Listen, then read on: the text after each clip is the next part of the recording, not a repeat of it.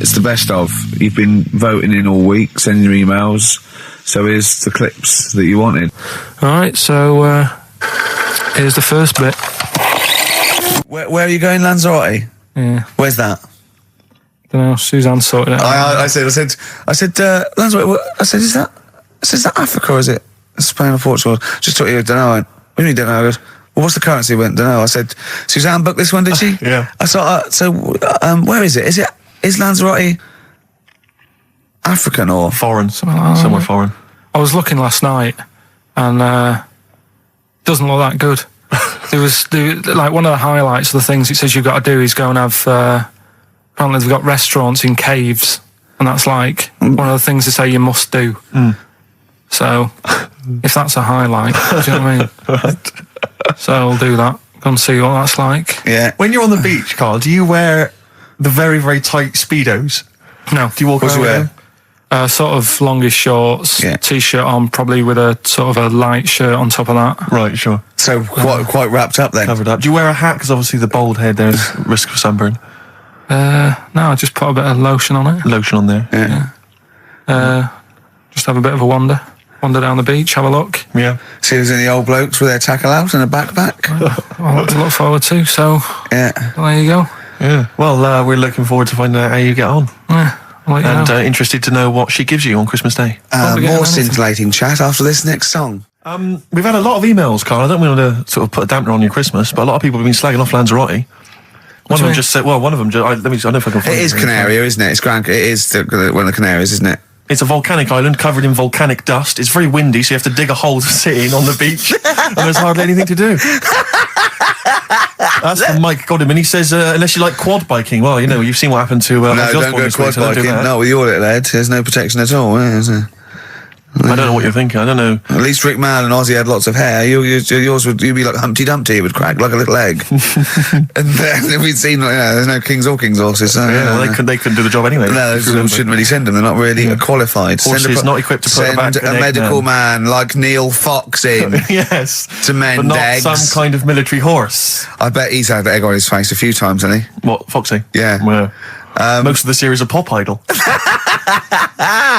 Right, Carl. Lanzarote, good or bad? Well, you got to give it a go, haven't you? Yeah, well done. Give everywhere a go. Exactly. That's what I was saying. Don't just take the word for it. I mean, if it had said Nananova, Lanzarote shit, he'd have believed it. Sure. If he'd have overheard it in a pub, Lanzarote a crap, he'd have believed it. He'd have seen it on a website that was mainly concerned with monkeys and witches, he'd have believed it. Yeah.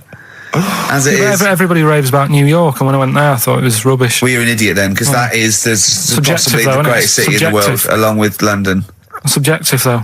That's why they have holiday programmes and that, innit? So you see it and you decide for yourself and that. Yeah, but you saw Venice on a holiday programme, as you put it. You went there and you went, it was rubbish, full of black bin liners. Well, it is. Right. Didn't they show that? It stunk. Didn't Judith Chalmers say that? It stinks here and there's loads of rubbish everywhere. No, she didn't. Did she mention that? Oh, that's what I mean. So it depends what you want from holiday, doesn't it? Well, yeah. So... You're an idiot if you don't like New York, so next. Anyway, come on, break up, guys. Kiss and make up.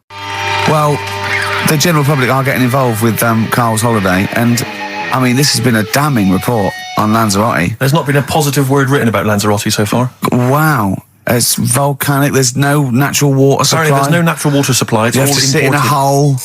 What do you think of this, Carl? What do you think of the people that want you to know that you're going to a rubbish place when you can't change it? What do you think of that? Rubbish though, will it? What do you mean? All right. What do you mean it'll be right? Because I'm going to go there thinking, there's no water and that, and there will be water. No, they didn't say there's no water. What did they say then? There's no natural water supply. Whatever. I'm not bothered. It doesn't bother me. All right. I'm going to have a good time and that. What are you going to do? What's your plan to do? Got a book. What book you got? Rich Hall book. I'm just going to read that. So, Brilliant. And the weather's better than here, isn't it? What's the matter? What's the matter? I've got something to cheer him up. Someone's emailed in, Emma's emailed in, she said that for those that know, those in the know, they referred to Lanzarote as Lanzagrotte. Brilliant. He's a bit fed up. He's got 2 CDs for Christmas from a company that's been with for 6 years. He's a little bit grumpy about having to answer the phones. He wouldn't go and make Steve another cup of tea immediately. Selfish. Yeah. Carl, what are you thinking? Nothing. Go on, what were you doing? Come on, Carl, you're getting paid for this. Project. Out. We'll take one of those CDs away. All right. Man grows penis on his arm. I mean, why never people are understood constantly losing their penises around the world? I've no idea. But why on I didn't the realise it arm? was a bit. What do you there mean was why such on an the arm? epidemic. It's just a graft, isn't it? Yeah, but put it on like your buttock or your side. Not you can't wear a short sleeve shirt. Why did it? They've done that before. I don't understand it. Why not just graph it onto the side of your leg or something where it's high up, close to where it should be? I don't know. To get it used to the environment, like when you would like release a duck into the wild. I've never understood that. If there's a doctor, again, we had a doctor last time. If there's someone who can let us know why they put it on the arm. So they can keep an eye on it, presumably. He's not going to work with this knob on his arm. He's probably in a hospital bed and under examination. Right. So what do you think? They pop the knob on the arm, say, come back in 3 weeks. What do you do, by the way? I'm a mechanic. Keep the knob, keep the long sleeve shirt, because the blokes go, why have you got a knob on your arm, mate? What are you talking about? He doesn't go back to normal as a teacher. Sir, what is it? What is it, Simpkins? You got a knob on your arm. No, don't worry about that. Do your maths. What do you think this bloke's walking around with a big knob coming out of his arm? Why on the arm? So they can keep an eye on it. So it's not... But if he's in bed, just get him to not put any undies on or whatever and just have a little sly look at how it's going. Even in hospital, if you're in a shared, little hospital room, people going, oh, I've had heart problems, what's your problem? He's there with his arm out. He's got his knob out. Yeah, but I don't think it counts as indecent exposure when they're grafting a knob on your arm, sticking that up the bed. Imagine if he's driving, he's just got it out the window. People driving by. Yeah. At the end of Is that bloke giving me the finger? At the end of the man grows penis on his arm story, it says a Moscow surgeon said the man will be able to have sex in a few months. He said women will never suspect. What kind of a doctor talks like that? Yeah. I'll tell you, it's his cock now, seriously. The birds will never know. He'll be able to go berserk. Yeah, They'll never realise we grew it on his arm. That is unbelievable. Will he have a little scar on his arm, do you think? Yeah, I don't get it. Like I say, 83936 if there's a doctor out there. Or indeed, if you've ever grown... Or a tailor. Making you a shirt. What side do you wear your cock on, sir? It's my left arm. There's only one bird that has a penis. It's not a joke. It's not a joke. This is a genuine trivia question. I'd say... I think I've seen one on this. Is it an ostrich? Right, you're going for ostrich, Carl? I'll go for ostrich as well. Right. Did you come up with that yourself, or...? Yeah, I was going to say that before you said it. Well, guys, you went for ostrich. Chicken? You're both wrong. It's actually the swan. I enlarged it to chicken. Yeah. That's a bit worrying then, because I thought I saw an ostrich penis, so what was I looking at? I don't know, were you just examining it closely at the zoo? What were you... I just... It's probably a strap-on. It was probably two leather ostriches giving each other one. Exactly. And that's how that can influence people. Things like that. Dirty, filthy leather ostriches can confuse a child if he's at the zoo and he doesn't know. A swan's got... That's really annoying. I'd never give a swan a knob. So it's the little puffiest of all birds, isn't it? Yeah. Oh, I'm protected by the queen. But I need a knob. If I had to give a knob to any bird, Good question. I wish I'd posed that myself. If you could give a knob to any bird, what would it be? Phone in. Vulture. Of course, a vulture. They need a big veiny bang stick. Yeah. What about yourself, Carl? If you could give a knob to any bird, and don't make it rude. Or if I could give a knob to any bird, what bird do you suit up? It's got to be a bird of prey or something like that, isn't it? Cool. Just a robin, really. That would be amazing. That would be Christmas cards would be like. Yeah, but it's a normal human-sized knob on a robin. That'd be great, wouldn't it? And the other thing annoying about this is ironic, right? Now, the male of all bird species they're called cock. Yes. Right. But the only bird with a cock, right, is called a cob. Is that what a swan's called? Yeah, they're cob and pen. They're not cock and hen. That's and he's got he isn't a cock, but he's got a cock. Yeah. Quick query there, Rick. Go on. When you said then cock, presumably you meant male bird the first time you said it. Yeah. The second time you said it, you said cock. Did you mean the penis? Well, you're showing off the whole farce of radio broadcasting. Because you're not really allowed to say cock. No, exactly, no. One cock would cause great offence. Yeah. The other cock's fine. Exactly. It's weird, isn't it? It is strange. It is strange. So, I mean, if I said now to you, oh, I like cocks. Yeah. Meaning birds. Yeah, that's that'd be fine. Yeah. But if I meant penises, it would be a problem. If you like cocks, it was yeah, Right. that would be. Carl, yeah. do you like cocks? Do you like cocks? No. Right. Okay, that's fine. I was asking if you like. No, I like, Yeah. Well, I'm a big fan of tits. the small birds that come down and peck at you. Yeah. Yeah, you like tits Yeah. and cocks. There's nothing. Tits and cocks, There's there's nothing nothing wrong wrong with. There's nothing. Carl, don't worry. There's nothing wrong with saying tits and cocks. When I said tits, I meant the little birds. Yeah, And they when I come said down. cocks, I mean the big birds. Yeah. Do you know when? Go on. No, go on. No. It's just that it's when you're talking like tits. Yeah. At the milk. Do you? They. I like the fact they flutter away when they hear the milkman coming. Oh, come on. So when What? What are you talking about? What are you talking about? No, when the milkman's coming, when he's walking up. Okay, 104.9, Ricky Gervais, Steve Merchant. We're not actually here. It's the best of. I feel drained today. Do you? Go on.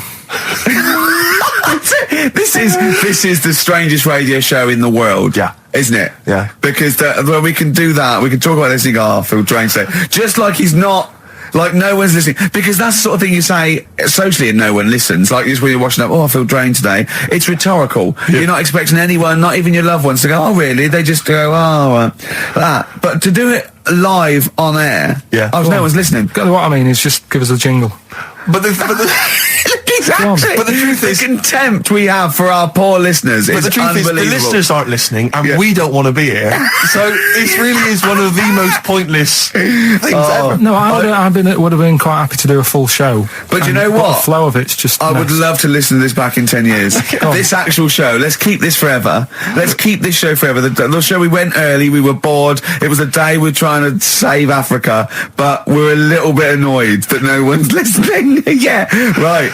Right. Once and for all, the final monkey news of the year. Oh, go on. What were you going to say? No, I was just going to say, if you're not into the Live 8 and you're gay, you're not listening. Because you're on a walk.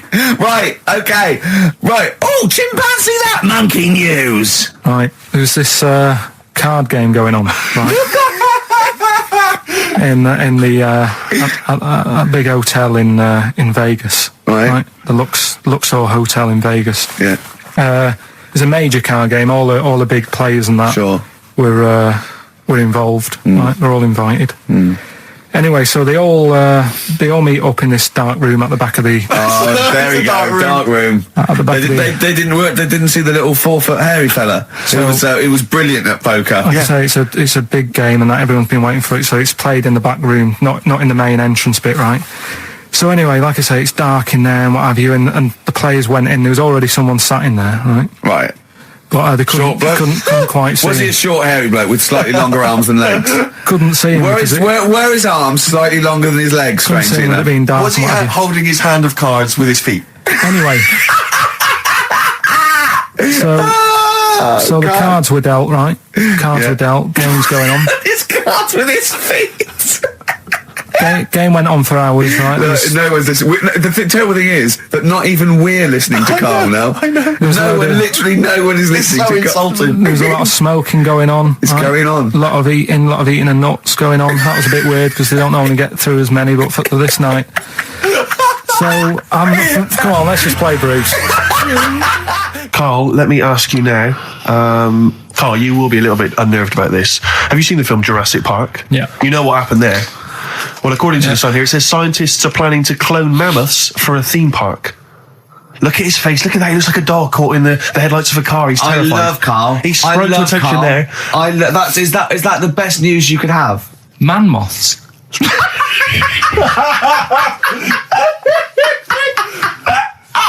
Right. Yeah, man moths. I Man love moths. the fact that that's why he was so excited that they bred a man moth. What is this? Yeah, it's a human being that hides in your wardrobe and eats an entire jacket in a day.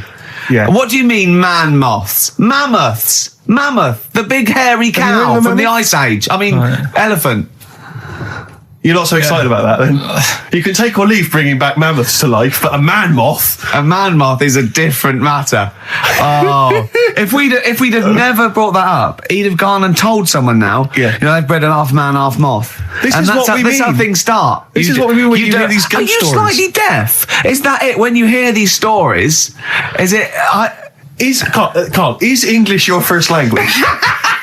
Are you actually foreign? Is that the thing? Yeah. Should we speak when we say sour? foreign, we mean not of this planet. Yeah. Should we speak sour? Would that be a help to you? No, go on. Next What do you one. make of Do that? you think that's good? The Do you think that's idea good of to bring back mammoths? prehistoric animals. These giant elephants. They're slow, aren't they? It's not as if they're going to like get out and run fast and they can't capture them. They'd probably be a Like fence, to be elephants, honest, aren't Carl. They'd probably be a fence. they? No, but I'm saying, but you're asking it as if like, oh, it could all go wrong, but it couldn't, could it? Well, Really? but the point was about Jurassic Park is they thought it wouldn't go wrong. They thought they had it all under Yeah, but control. that was And Have you learned dinosaurs. nothing from Jurassic Park, Carl? Dinosaurs would say, "Oh, think about it before you do it." But with a hairy elephant, it's not going to. not a concern for you. Would you go along to see him? Would you be interested in that? If it was in the area,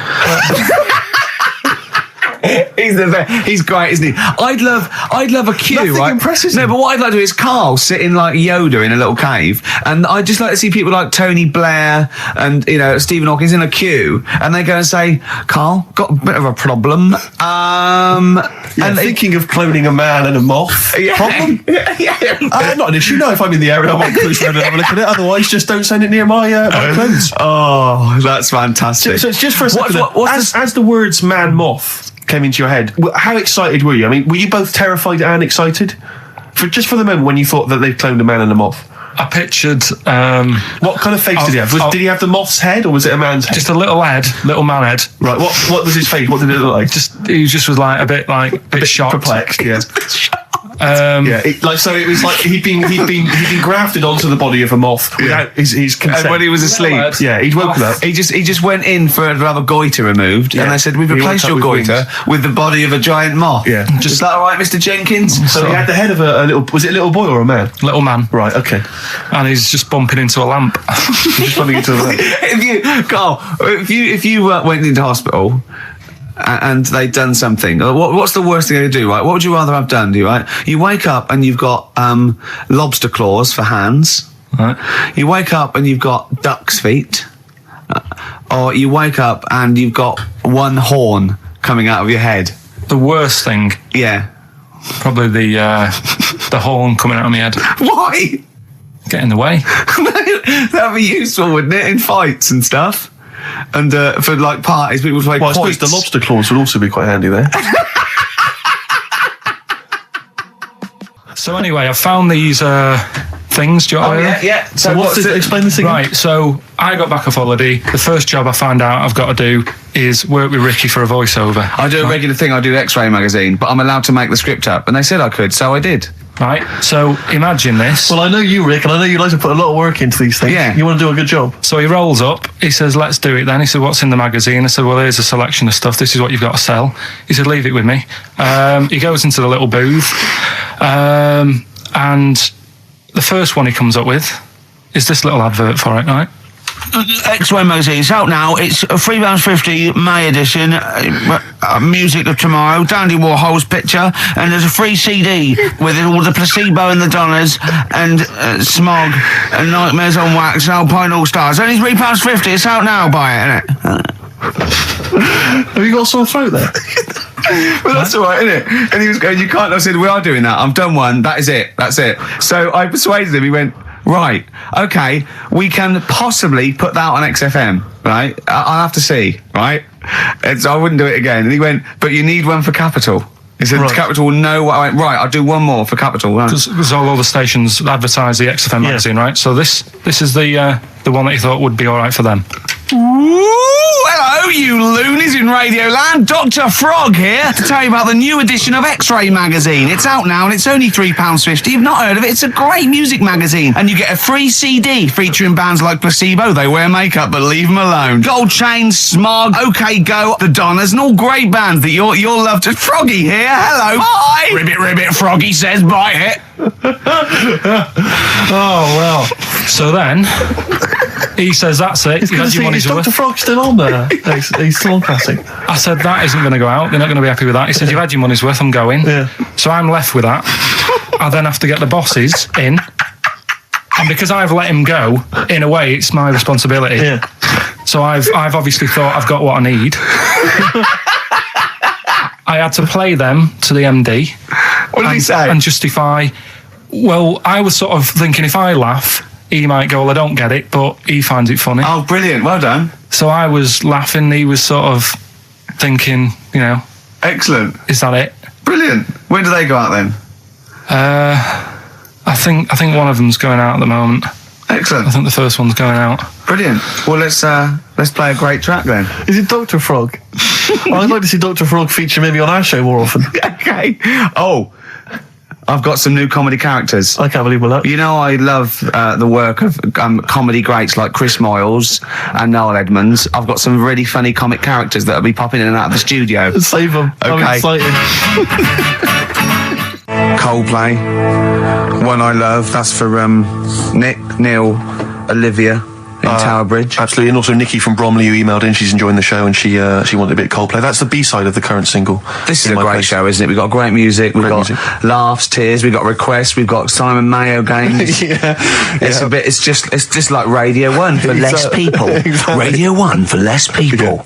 This is great, isn't it? So go on. So then. listen, Guy, you were so excited about this game, weren't you, earlier? You came in with a But I hop, knew it skip, would and a leap in fall your flat. step. Although I must say the phones are going mental. We're gonna have to take This some is more it, no, calls. people I love mean, Carl. High and Dry is great. I mean, it works. That's it. Can we have a very quick Just recap in case someone's just very joined in. quick Can you recap. make it so High and Dry doesn't work now? Give us a bit of information that makes it different to High and Dry, or can't So you for those that do have just that? tuned in, Carl describes in a roundabout way a story which somehow is representative of a song. Is that Song right? title. A song title. Yeah. Okay. So this woman, she's all right. You know, she has a normal life, Pretty much. kind of. Yeah.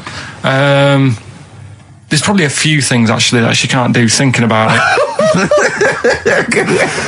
But the main problem would be having a wash or having a bath or having a shower. Yeah. Maybe going for a swim, thinking about it. Right. Let's go. I think water is the clue, isn't it? That's the clue. Alright, so Who's that on the line? Hi there, it's Mark. Hello, Mark. Hi, Mark.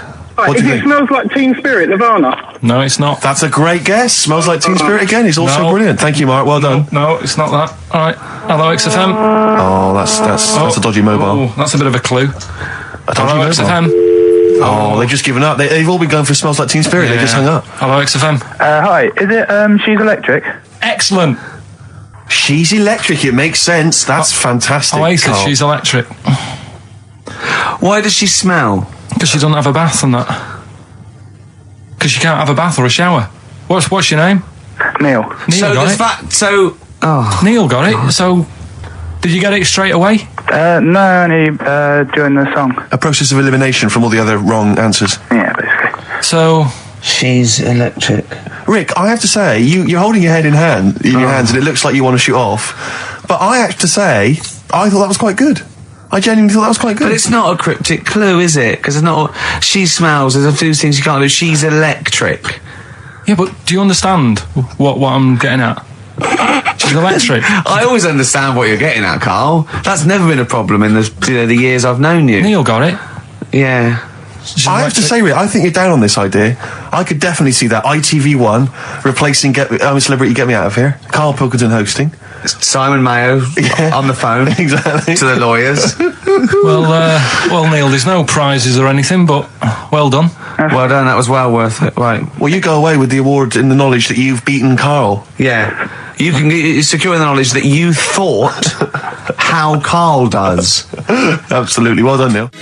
This is the Best Of Show on XFM 104.9. I'm Ricky Gervais, with me, Stephen Merchant. Yes. I hope you're enjoying the Best Of. I'm amazed that these are the highlights and that we've strung it out this long, Rick. But the good thing about this is, we're not here. We recorded this a couple of weeks ago, just the links, right? This has taken us about 10 minutes for the whole show. We get paid the same. Why don't we do this every week? That's a great idea. High five. Listen to this clip. It's brilliant. Carl, you're a second-time buyer, aren't you? But Yeah. Bought one in Manchester. Lost £7,000 on that one. Well, don't buy in Manchester. No, it's a good flat. It's just it wasn't. I didn't buy it to sort of make money. I thought I was going to be living there like all my life, and then a job came up Brilliant. here, and it was like, oh, You bought your first flat in Manchester. You assumed you would be living there for the rest of your life. well, I wasn't in a rush. Play Anyway. record, you're an idiot. Hang on a minute. So have you got a property portfolio? Have you got the 2 houses now? No, I've got rid of that one. Oh, you sold that one? Got this At flat. £7,000 Got loss. this flat. I'll tell you something that is interesting. Hold on, though. What? £7,000 lost. It's a flat in Manchester, but it could only cost about £8,000 anyway.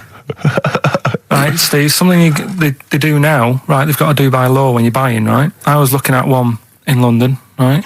It's haunted. They've got to tell you now. Right, don't talk shit. I'm telling you Play now. a record. I'm telling you now. Yeah. There's no such thing as ghosts. That is ridiculous if that appears on a legal document. That Right, is if there's ridiculous. anyone who sells flats and that, does that for a living, Yeah. right, email in, Yeah. because I'm telling you now, that is a fact. She sort of dropped it in. She said, I said, oh, nice feel here. And she said, yeah, well, that'll be the ghost. Just dropped it in, that's all they've got to do. And then I was like, what? And they went, oh, yeah. That's what I've got to do, is it? So that's the legal thing. Did you drop it in? So in court you go, did you drop it in? Yeah, I dropped it in. Play a record, you're an idiot. I love the fact that in pole position, in positions 1 and 2 of his favourite films of all time, is The Elephant Man and Cares. Yeah. That's brilliant. Yeah. Go on. All right. Am I leaving the mics open a bit when this is going out? or what? Yeah, let's have a listen. Yeah? All right. So don't talk then, right? Just put that hot dog down, Rick.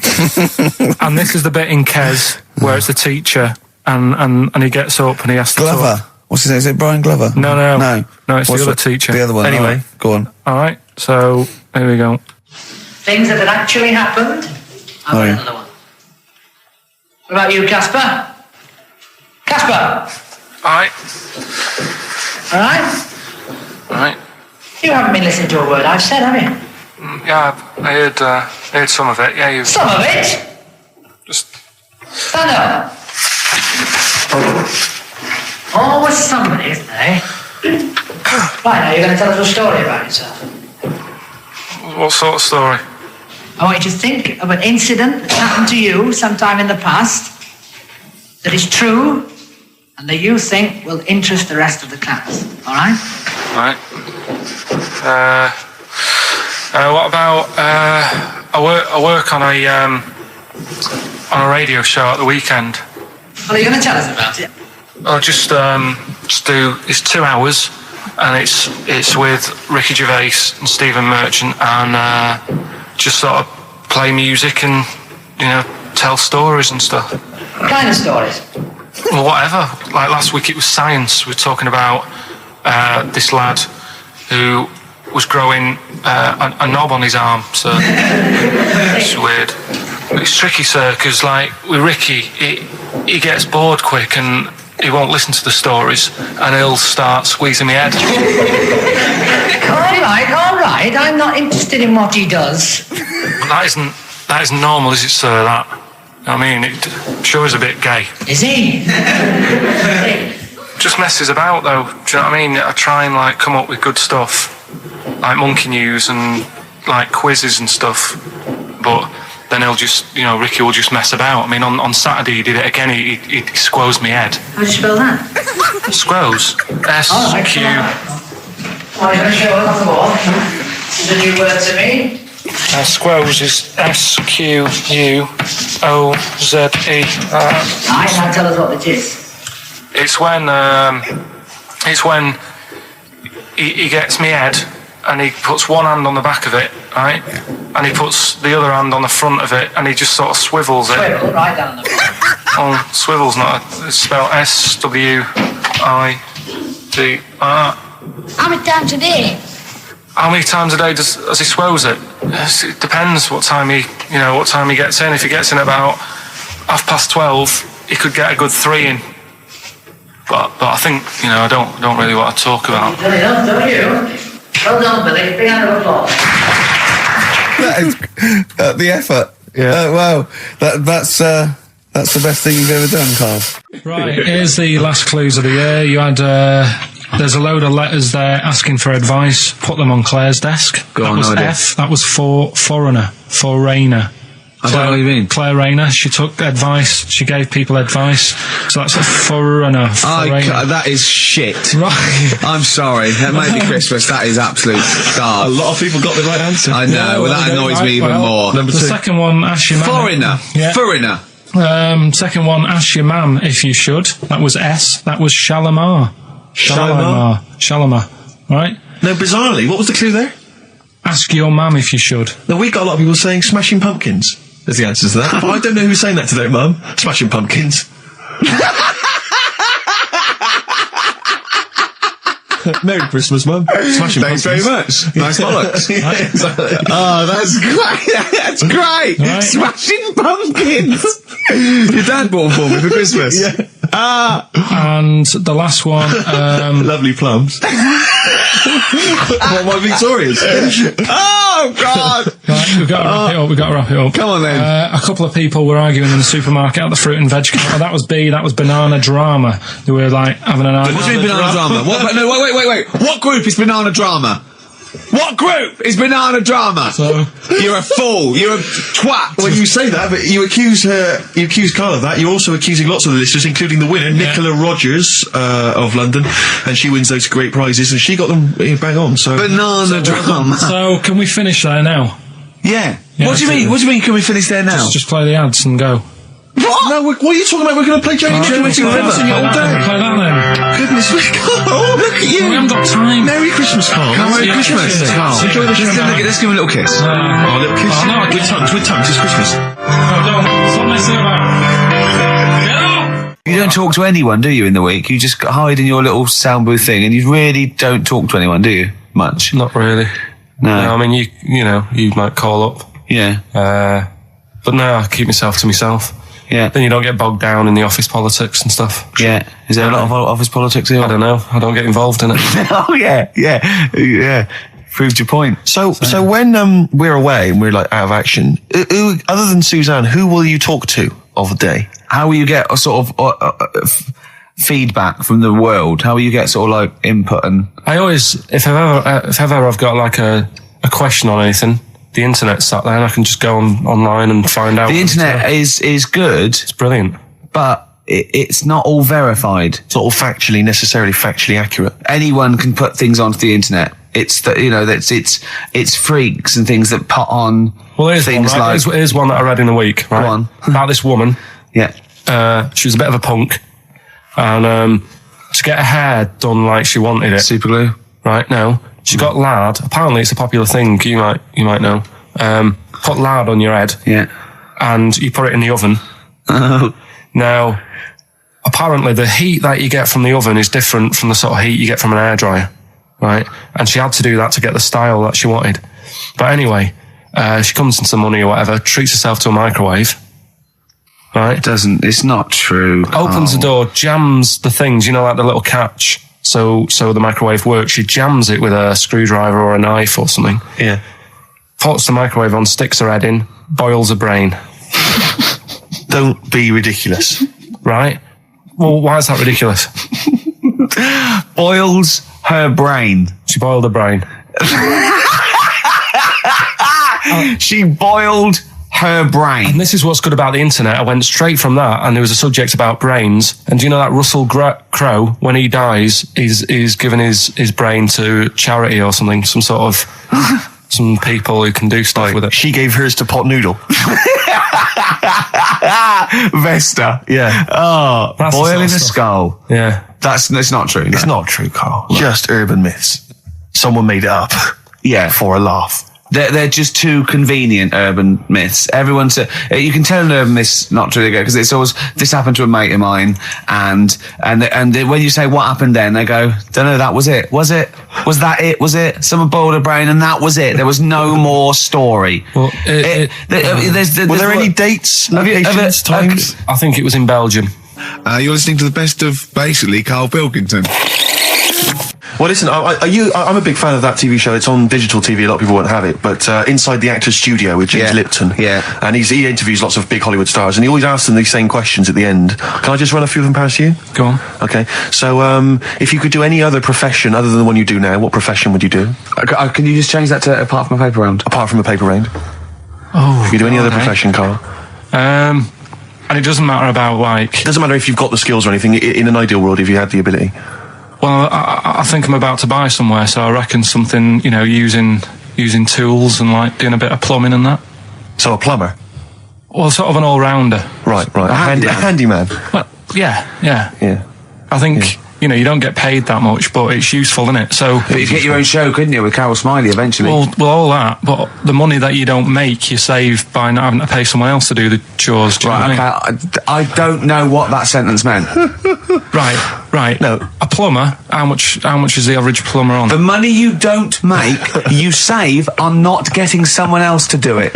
No, just think of that. No, look, break that sentence down. Are there any... Sorry, Rick, but people who live in glass houses. Yeah. Anyway, let's just go back to Lipton quickly. We've got a couple to get through here. So, your favourite noise or sound? Favourite sound or noise? Oh. Is it me? No. It's not me. Hang on a minute. It's not me. Are you sure it's not me, Carl? I like Elvis. Noise. Elvis. In the ghetto. The sound of Elvis. Elvis in the ghetto. Brilliant. Okay. Yeah. And your least favourite noise or sound? I don't think it should really be records and music. Noises, things that you hear at home or whatever. Maybe like a sound of a... The least favourite noise? Least favourite. The sound of... Probably like... sound of ghosts? Fire engines and that. Right. That's annoying. Except if your house was on fire, presumably. I think it's a bit unnecessary. You think they're just doing it to wind people up? I live on like a busy street and it's happening all the time, and it is like just sort of have a blast of it and people will hear it. You don't have to keep it going. Yeah, Sure. So that is pretty annoying. And if heaven exists, Carl, when you get to the pearly gates, what would you like God to say to you as he welcomes you into heaven? What would you like God to say to you? Who asks these? What show's this? It's a programme where celebrities are interviewed by a guy, an American interviewer, and he always asks these questions at the very end. What would I say to God? What would you say to God when, if you believed in heaven, and if heaven exists, when you eventually go up to heaven and you're welcomed in through the gates and by your God, Parker and your stussy t-shirt and your... What do you want God to say to you as he welcomes you in? Say, you alright? Don't know, just be friendly.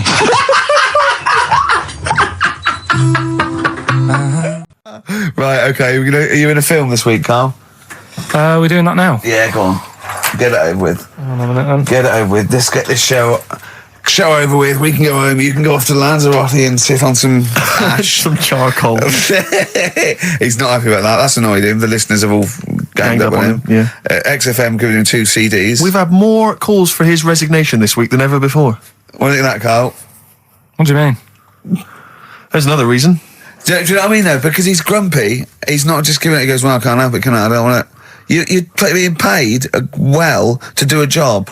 People have tuned in to be entertained, to have good songs. Me and Steve are working here. I'm pressing the buttons. I'm paid to press the buttons. That's what I'm doing. Has every CD started on time? Then why would they give you Monday off if you just paid to press the buttons? Don't get every other Monday off, do I? So have you stopped doing that now, have you? Well, yeah. Why? Because there's work to do in that. I'm not moaning about it. Let's get on with it. So It's you in the film Scrooge. Yeah. Which Yes. version of Scrooge? The old one. Is it if it's just you moaning with bells, I'll be annoyed. Right, go That on is then. essentially Scrooge. yeah. Right, Scrooge, listen to this, and then there's some question at the end. All right. And you can win some stuff and that. Yeah. All right. Yeah.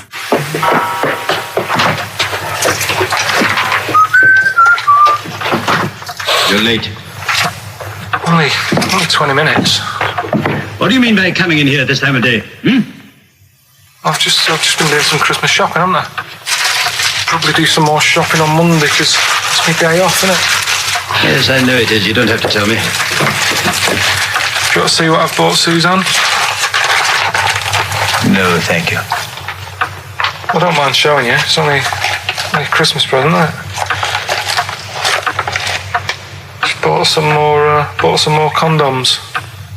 Why? Well, I bought some last year. Got 2 boxes. They all got used, so... I'm very glad to hear it. How much do I pay you? Why are you asking? The presents I buy has got nothing to do with what I earn. Like I say, if I won the lottery, I wouldn't go mental on her. Do you know what I mean? I probably wouldn't even tell her because I think she'd want to travel around the world and all that, and I'm not into that, to be honest, so I'll probably keep it quiet. Why? Well, once you've been around the world, where do you go next year? Each to their own, though, innit? You know what I mean? Well, what do you want? What for Christmas? Not that fussed, really. And you, it's just as well I'm not that fussed, because do you know I do some work at XFM? Do you know what they're giving me for Christmas present? Nothing? No, might as well have been nothing. 2 CDs. That's it. I was well fed up. I'm sure you will. They give you a list of about 30 albums and you get to pick 2 off the list. So I've gone for Kings of Leon album and the best of Bob Marley. Mr. Marley has been dead these 7 years. In fact, he died 7 years ago this very day. Did he? Do you know what sort of donuts Bob Marley likes? It's not my business. No, it's not a proper question. It's an old Peter Kay joke. He likes the ones with jam in. Do you get it? Garlic bread. It's good, isn't it? Excellent. Oh, Carl, well done. Carling Scrooge there.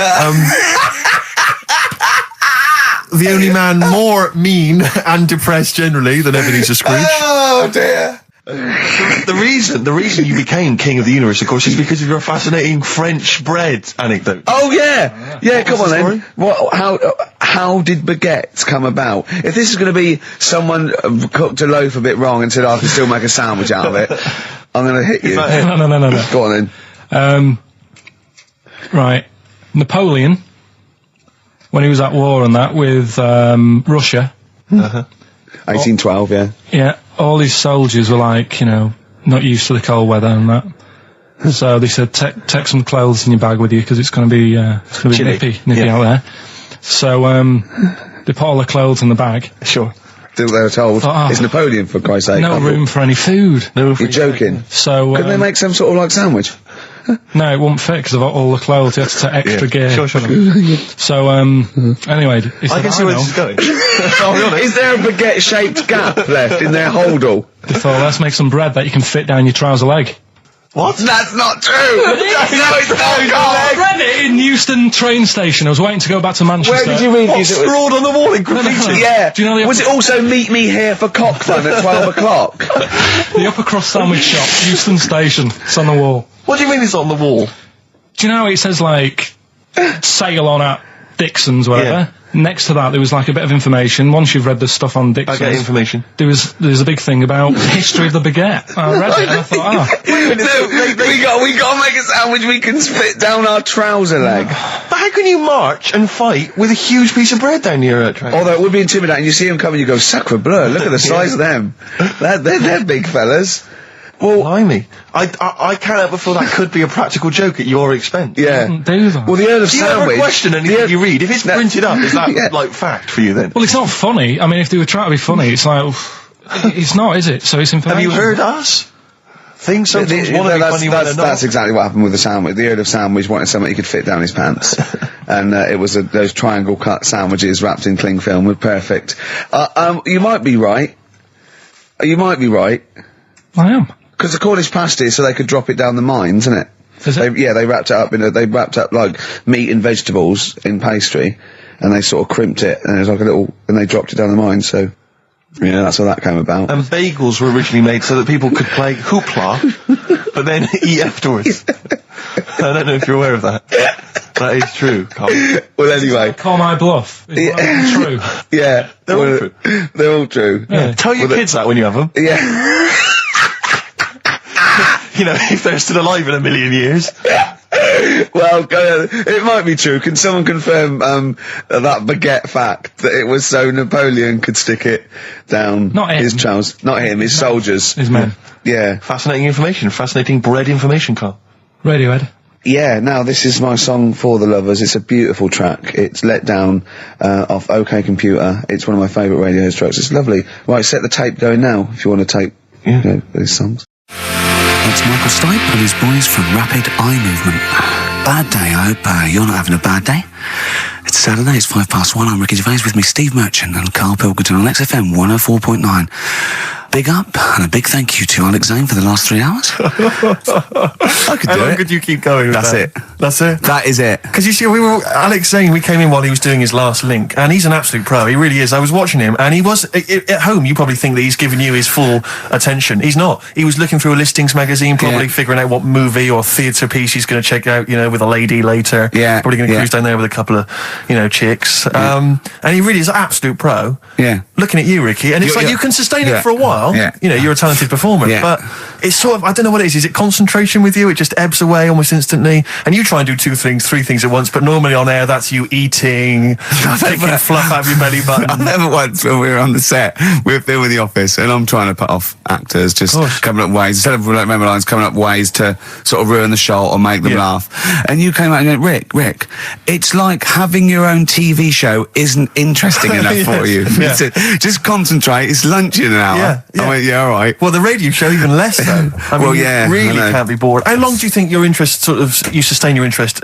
I came in too early because I got bored just before we came on air. Sure, okay. I came in too early. I got to stop getting the cabs quite early. Yeah, so you're bored now. I think I've got to get about 5 to 1, and then I think that'll last me till about 1:30. Again, as he was saying that, he's not giving you his attention. He was kind of leaning back. He's put his feet up now on the desk. Haven't I? And this CD rack's in the way. Sure. Well, you get yourself comfortable now. Get yourself settled. And then sort of... Because a lot of people will move the... There's the microphone moving now. That's the squeaking going on. You've broken the CD rack. You could actually, of course, you could move the CD rack by getting up and moving it. No, that's too much effort. You've got to try and do that whilst angled on the seat. I'm nearly laying down. It's almost horizontal. It's the most you can get. Well, I'll tell you what. I don't know what those listeners are thinking of what Steve Merchant say, but don't believe a word. All right? Oh, nice. Classy. Yeah. 5 minutes past 1 o'clock on XFM 104.9. Look at your vein, Steve Merchant, Karl Pilkington.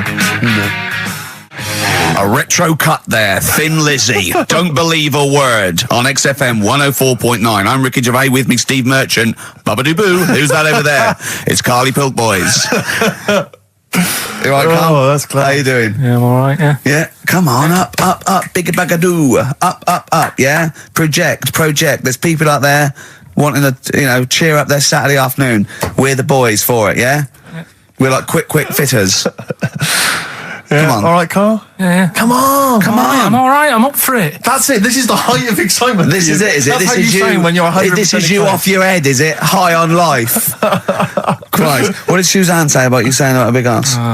Go on. She heard about it. Shall we recap what happened last week? Well, the week before, he said that her haircut looked like Dave Hill from Slade. She didn't like that. So next week I said, she was a bit grumpy. He went, I didn't mention her fat ass. Still thinking that she would never hear about this. What happened when you went home? She heard about that off a mate. Yeah. And we sorted it out. Didn't have to buy her anything. I just sort of said, come on, what the show's about and that. Stop moaning. Yeah. Right. That was all right until about Thursday, when I was reading about... do you know, like they say, there's like 2 worlds and that, and whatever I'm doing now here, there's another one of me doing the same. Yeah. But he's probably taking some time off. He's probably having a week off. Yeah. But I was just talking about that, and she was saying, nah, that doesn't happen. And I sort of said, well, they definitely won't have a haircut like yours. Right? And that sort of started the argument again. It's almost like you haven't learnt your lesson. Also, it's like you're talking about it again on air almost, in a way, so our mates could hear again. It's very short learning curve. You know, Carl, if there was if I cut a hole in a box and you knew there was an orange in there, right, and you put your hand in, would you be stuck there trying to get that orange out, do you think? Or would you just like let it go and sort of tip it upside down to get it out? What do you mean? I think that answers your question. Is that a cardboard box on your hand? So is there any other things you want to criticise Suzanne for while we're on air? Anything else? Anything that's been niggling that you thought you should get off your chest? The hair, the arse. Nah, leave it. Everything else is fine. Leave it. I think so. Okay. That's good. I think leave it. Well done. Now, can we just check what other big Carl features have we got today? We got Monkey News. Got Monkey News coming up. Yeah. We got a bit of got Rockbusters and the film thing. That still not got a name. The film thing. Just me and a film and that. And brilliant. This week we're digging out the old the one when I'm in One Flew Over the Cuckoo's Nest. Right, so you're going to make Jack an appearance. Nicholson, brilliant film. Yeah, brilliant film. It was my favourite film till I saw Godfather. It's better than that. Well, some would say that. Yeah. No, it is. The storyline's more interesting than that. I didn't know there was an actual answer. I didn't. Sorry, it's what's best? One Flew Over the Cuckoo's Is it? Nest. Okay. That's fact, Rick. Oh, right. Okay. Where's Godfather? Because I want to know, because I don't embarrass myself. Or is it my fourth favourite film or something? Or Probably about fifth. It's my fifth favourite film, is it? Brilliant. Talking of lists, I suppose I like Kez and the Elephant Man, do I? Do you? lists, Rick. I don't know if you saw in the paper. I think it's on TV this evening. It's as voted for by viewers of VH1, the music channel, and they've basically come up with a list of the greatest pop culture icons ever. There's 100. Where's Elvis? So Elvis, for instance, is number 3.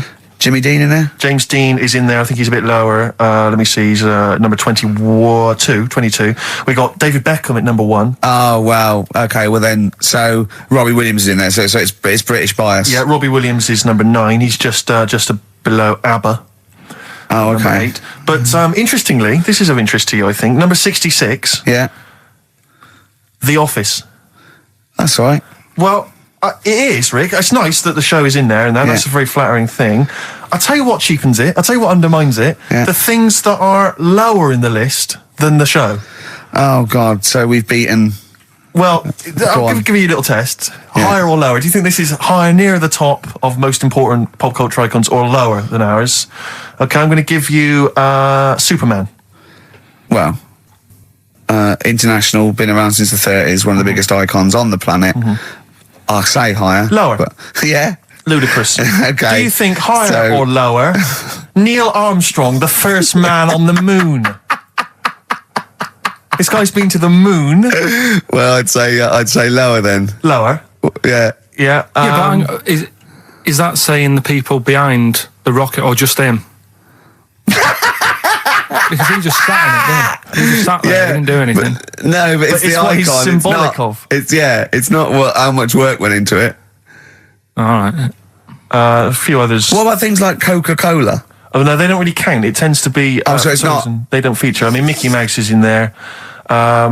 What do you reckon? Tom Cruise, higher or lower? Tom Cruise is the number 1 box office movie star in the world. Well, presumably lower. He's then. lower. He's number 81. Just about scraped in there. It really is a list drawn up by people who've just sat at home and looked along their video and book collection. Yeah. Office, that's good. Well, I think it is a reflection of that, but it's always the same that they you do an HMV poll and it's Pet Sounds, Revolver, Let's Get It On, Robbie Williams, Life Through a Lens, because it's the people that vote. It's a reflection of like those massive, you know, what's big at the moment. I was the most powerful man in comedy. Let's not forget. Yes. 1 year ago. Wonder where I'll be this year. See, if that had been the laziest man in comedy, you'd have got my vote. Interestingly, though, at number 26, Karl Pilkington. Oh, imagine. All possibilities. Badly Drawn Boy on XFM 104.9. I'm Ricky Gervais with me, Steve Merchant, and little Carly Pilkington.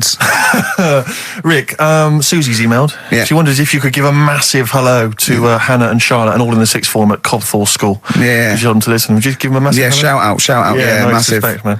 Where are they from? I don't know, I can't quite pronounce it. Cobthorne School? Cobthorne Massive. Yeah. They're probably known as. Yeah. So good luck to Suze and Hans and Charles. When did we start doing dedications? I think because I've always found this is something that's lacking on the show. Interaction with the audience, you know. Interesting only to the one person whose name is mentioned. Of course. But that's how proper DJs fill up their time. They don't talk about monkeys and, you know, and all that kind of drivel. Oh, do you think monkeys are drivel, Carl? Well, we'll still be doing a bit of monkey news. It doesn't matter how much you have a pop at it. It's coming up in a bit. Yeah. Got some good stuff this week. I know it's been a bit dull last 2 weeks. Well, no, it's not been dull. It's been totally untrue. As ever. Bordering on the impossible. I mean, monkey dating, saying, what tree are we meeting in? You believe that sort of drivel. So, I mean, oh, God. Jonathan Ross told a story about a chimpanzee once.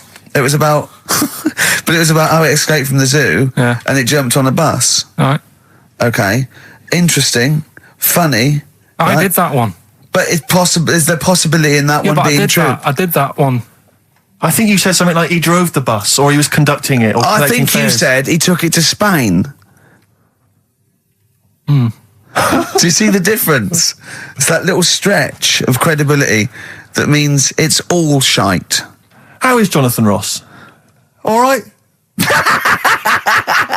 Is he? I wondered how long it would take before his name popped up.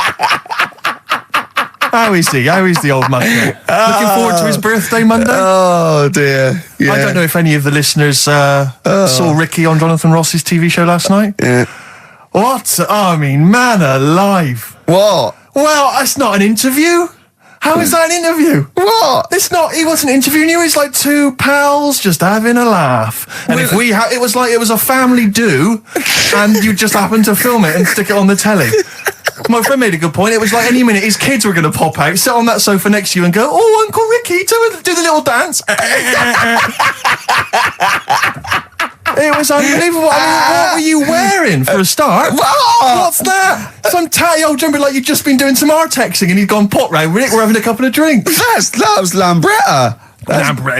Was it inside out? Trendy jumper. How do you keep getting things with the St. George cross on it? What do you mean? That's the only one I've You've got loads of stuff. T-shirts, jumpers, shoes. No, I've got a Union Jack. Underpants. What's it? A French Connection But one. that's not my concern. I haven't got any underpants. That's not my concern. No, it's just the fact that, I mean, firstly, the fact that Ricky, for those of you who don't realise, Ricky is friends with Jonathan Ross. They are friends. Now, they've only known each other, what, a year maybe? About 2, yeah. It's less. I think it's less than 2. And what worries me is the friendship's too close. What do you mean? Because you're over 40. You see, it seems to me that after the age of 25, men should not be becoming really close friends with other men. It should be like you've had all your friends, you made them at university, at school, and if you were in any walk of life and you met someone at a party or a pub, even if you got on, you would not be phoning them every other day, like going to an awards dinner. What are you wearing, Jonathan? I've heard this conversation. What are you wearing? I think I might wear this. Is it too formal? Is that going to be too formal? It's not true. It is. That's You're not always true. on the phone to him. You're always chatting. I'm just going to pop around. Oh, I'm just going to play some tennis. Yeah, we play tennis.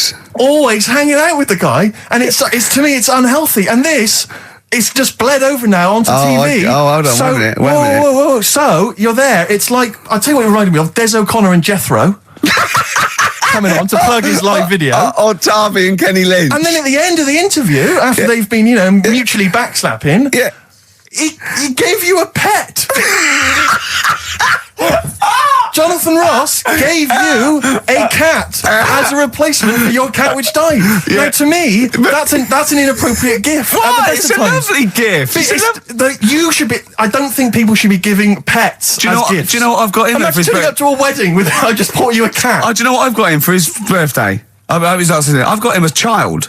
Well, you may as well, because that's what it's like, a cat to me. I've got a small Rwandan child. A cat to me is like, I've bought you this small child. I was going to sponsor him, but I got a bit of cash, I've flown him over. It's too intimate, it's too much responsibility. Do you know what I think, Carl? Go on. I think Steve's a bit jealous. I'll tell you, I got good reason to be jealous. What? I got good reason to be jealous, I just remembered this. Your birthday, Jonathan Ross was there. Karl Pilkington was there. Yeah. I don't remember being invited. I don't remember being invited. Was I there, Carl? You were there. I don't remember being there. But you're with him all day and that.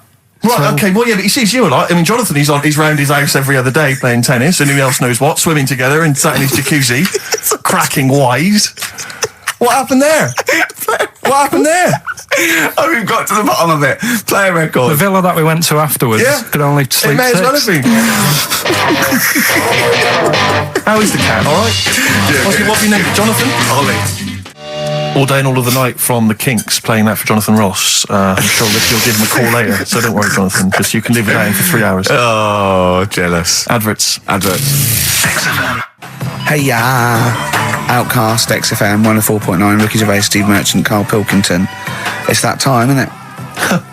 Rockbusters. Whee! Come on, Carl, what you got for us? All right, Got well, some- do you want to say what the prizes Actually, are? the or prizes we'll aren't just bad put it away this in week. that? Really? We've got... I'll be the judge of that. Actually, what am I talking about? No, there's a 2-disc set, Rock and Roll Legends, on the cover there. We've got Buddy Holly, Elvis, Roy Orbison, and Little Richard. So No that's- one wants that, baby. Nobody's interested. Nick Cave and the Bounties, a DVD. I'm a Nick Cave fan and I wouldn't watch it. No, you'd watch it once Yeah, at most at best. when there's nothing on. Knowing Me, Knowing You. No, that's- I mean, Nick Cave's good, but when do you watch rock DVDs? I Yeah. know. Knowing Me, Knowing You, a great series, obviously, but once again, on VHS. VHS. Who wants it on VHS? Yeah. Where are all the bonus features? Absolute pointless The so only thing far. that's half decent is this enormous hardback League of Gentlemen book, which is the scripts and all sorts of other stuff. If you're a League of Gentlemen fan, you'll love it. If you're not, I guess it's a good Christmas If gift. you're not a League of Gentlemen, there's nothing in this for you. No, exactly. So, So, you know, you can either enter for the hell of it. a pile of rubbish. What's the show? Well, not as bad as the competition, I suppose. So, go Right, on. well, you know how it works. Cryptic clue. It's not really cryptic. It's Well. usually wrong. Kind of is. Yeah. Right, so the first one, there's 3 of them. You get them right, you win the stuff. First one, I'll get him close. I mean, because you could win this if you got one right, possibly. if you go to Chepstow, you will. Was that a clue or is that a point? Is that something That's a clue. Right. All Say right. it again. If you go to Chepstow, you will. And what are the initials? Just S. Just S. Right. Second one, E.T. is upset. What's up with him? All right. E.T. is upset. What's he upset for? What's wrong with him? All right. Different. So not cryptic. So go on. M.E. The initials there. N-E? M. M-E. M for mother. M.E. All right. And the third one, I had a tape with. Jesus. Imagine Write them down, Bob. imagine Bob Holness doing I know. this in the gold run I know. against the clock. Right. I had a tape. No, I had a tape with some. I had a tape with like Humpty Dumpty on it and Hickory Dickory Dock and that on it, but I've broke it. All right. Constantly listening it to trying to figure them out. Trying to solve the crime. Exactly. Who pushed Humpty? Yeah. The initials there, B.R. Right? So, first one, if you go to Chepstow, you will. The initial S.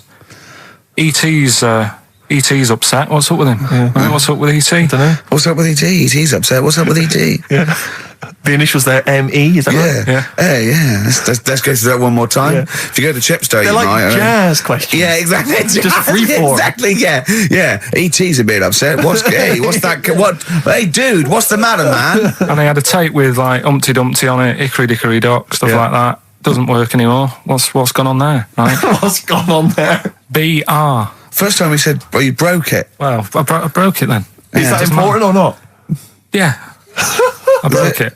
And it says B. B.R. Okay. Right? Okay, well, you can text if you have a mobile phone. So everyone, there's no excuse to not take part. 83XFM is the text, 83XFM, or the phone number. No, we're not doing the phone, obviously. We I don't think I know what want the B might stand for. And otherwise, it's ricky.gervais@xfm.co.uk. We'd love to hear from you. Oh, it just sucks the lifeblood out of It me. does, doesn't it? Just listening to Rockbusters. Something to bring you down even further, although it's a beautiful, beautiful tune. Oh, beautiful. Ryan Adams has got a number of different albums out at the moment. One is called Rock and Roll. It's not great. Don't really bother with that one. Do dig out, though, Love Is Hell Part 1 from Ryan Adams. It's available at different places, and you'll find this on it. Track 5, Wonderwall. His version of Oasis is wonderful. Absolutely beautiful, isn't it? It's a treat. XFM 104.9. Yeah. Ryan Adams from his new album Love Is Hell Part 1. That's his version of Wonderwall. Rick, I know what you normally enjoy, about 20 to 2. Some ads. You love them. Fortune Faded Red Hot Chili Peppers on XFM 104.9. You, of course, don't ever take the tube anywhere, Rick. No. You haven't done that for years. No. Take cars everywhere, or you walk. No. Or you get a lift from Jonathan. But me, I'm still forced to take the tube, which is also very embarrassing at the moment because You're of not those forced to posters. take the tube, are you? I am. What do you mean you're What am I, forced made of money? Well, you could How else walk. am I going to get about? You could walk. What? You can drive. Why don't you buy a car? Oh, yeah, driving into the centre of town? Congestion charge, are you paying that? Are you a fiver? Hey? What do you think of that, Carl? Hey? So, oh yeah, because he's Mr. Flush. He's Mr. Lavish with his cash. No, I've moved in closer now. I'm not moaning about it. I walk everywhere now. Well, good. Yeah. I'm Something pleased about for it. you. Yeah. I'm I pleased for moaned you. about it, but then I sorted it out. But you're always whinging anyway. Let's not get on to you, Carl. It's always you. Yeah. So, What's up with Steve today, do you think, Carl? Oh, what's going on? He's having a go, isn't he? it's not helping those posters being on the tube of us. That's not helping. I don't know if you've seen those posters. You obviously don't go. Have you seen them, I Carl? saw the, yeah, I haven't It's seen it on the like tube, but everywhere I go, I'm stood next to one. I can't avoid it. Yeah. I'm on the tube waiting. I look around. It's us again. And it's so embarrassing Well, because it looks like you're stood next to it deliberately. But I can't browse in HMV now. I went last week, and you keep coming up to pictures or cardboard cutouts of Brent. Right? Yeah, yeah. And I was in a bookshop, and I was looking at there's a big almanac of comedy, right? And I was just looking through it, just browsing, like killing time. And there was a picture of me. And just as I started looking at this right up at the office, a tap on the shoulder, it was one of the words there, said, "Do you mind signing some script books?" So she saw me looking at myself. Yeah. And I wanted to go, I just turned to that page then. Yeah. I was in a bookshop looking, there was a big book on sitcoms. It was like the A to Z of sitcoms or something like that. And I genuinely was looking up other shows because it was about other comedy shows. And I was looking something up. Guy that I knew came up to me like that. Oh, and I just started like, I'm just looking, Robin's Nest. Where's that? Birds of a Feather. I just got to... Because it's like, I'm interested in comedy before the fact I got in comedy. So I will buy a book on comedy. Exactly, yeah. But on the tube, it's really awkward because it's like... it's everywhere I walk, they're kind of around the corner, so you don't sort of expect them. And then I'm sort of running now from kind of corridor to corridor, pillar to pillar, to avoid being stood next to this picture, in case I look like someone who stands next to this picture, trying to get recognised. Imagine that. Of course, Carl didn't want his little round bald head on that. Yeah. But I was on the tube today, and sometimes you can't help but overhear a conversation. Yeah. And this one woman, there was two friends, they were sat there, and one woman said, she just said, I must tell you this. I was in the pub last night, and Dave called, and I said, Dave, he said, I can't hear you. I said, Dave, it's not, he said, I can't hear you. So I held the phone up so he could hear all the noise in the pub. That was it? That was the anecdote. That was the story. And I wanted to lean over to her friend and say, unless this woman has given you a kidney or saved you from drowning, do not be friends with her. Break up this friendship. She hasn't got anecdotes. Because what's that? And I've got acquaintances like that where you speak to me, get cornered at a party, this is the person who has not got anecdotes. The anecdotes, they're not stories. That's it. It's like you're expecting for something else to happen. Never does. Well, I was with Danny Baker yesterday. Oh, yeah. He's a brilliant bloke. Guy, First time I met him, and we got on like a house on fire. Put his number straight in your mobile. Well, we've exchanged numbers because he's got some great anecdotes. You had to delete mine because you only got so many. I might write with him because he's funny. He did this thing and it was absolutely brilliant. He's doing he wrote a documentary, and he's a great guy. He's funny as well. You know what I mean? It's this. I tell you what, it's the showbiz friendship. That's what I loathe. I think it's the fact that like somehow.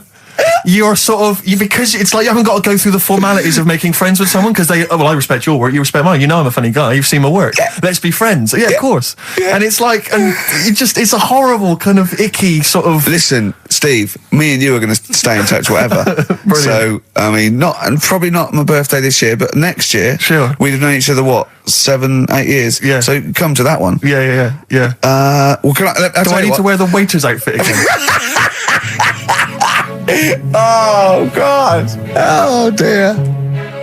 Yeah. PIMP by 50 Cent, or 50 Cent, as I call him. XFM 104.9. I'm Ricky Gervais, you're Steve Merchant. There's little Karl Pilkington over there. All right? Yeah, not bad. Listen, Oh, he's perked up. Yeah. Oh, he's back in the area. Well, you got something to say?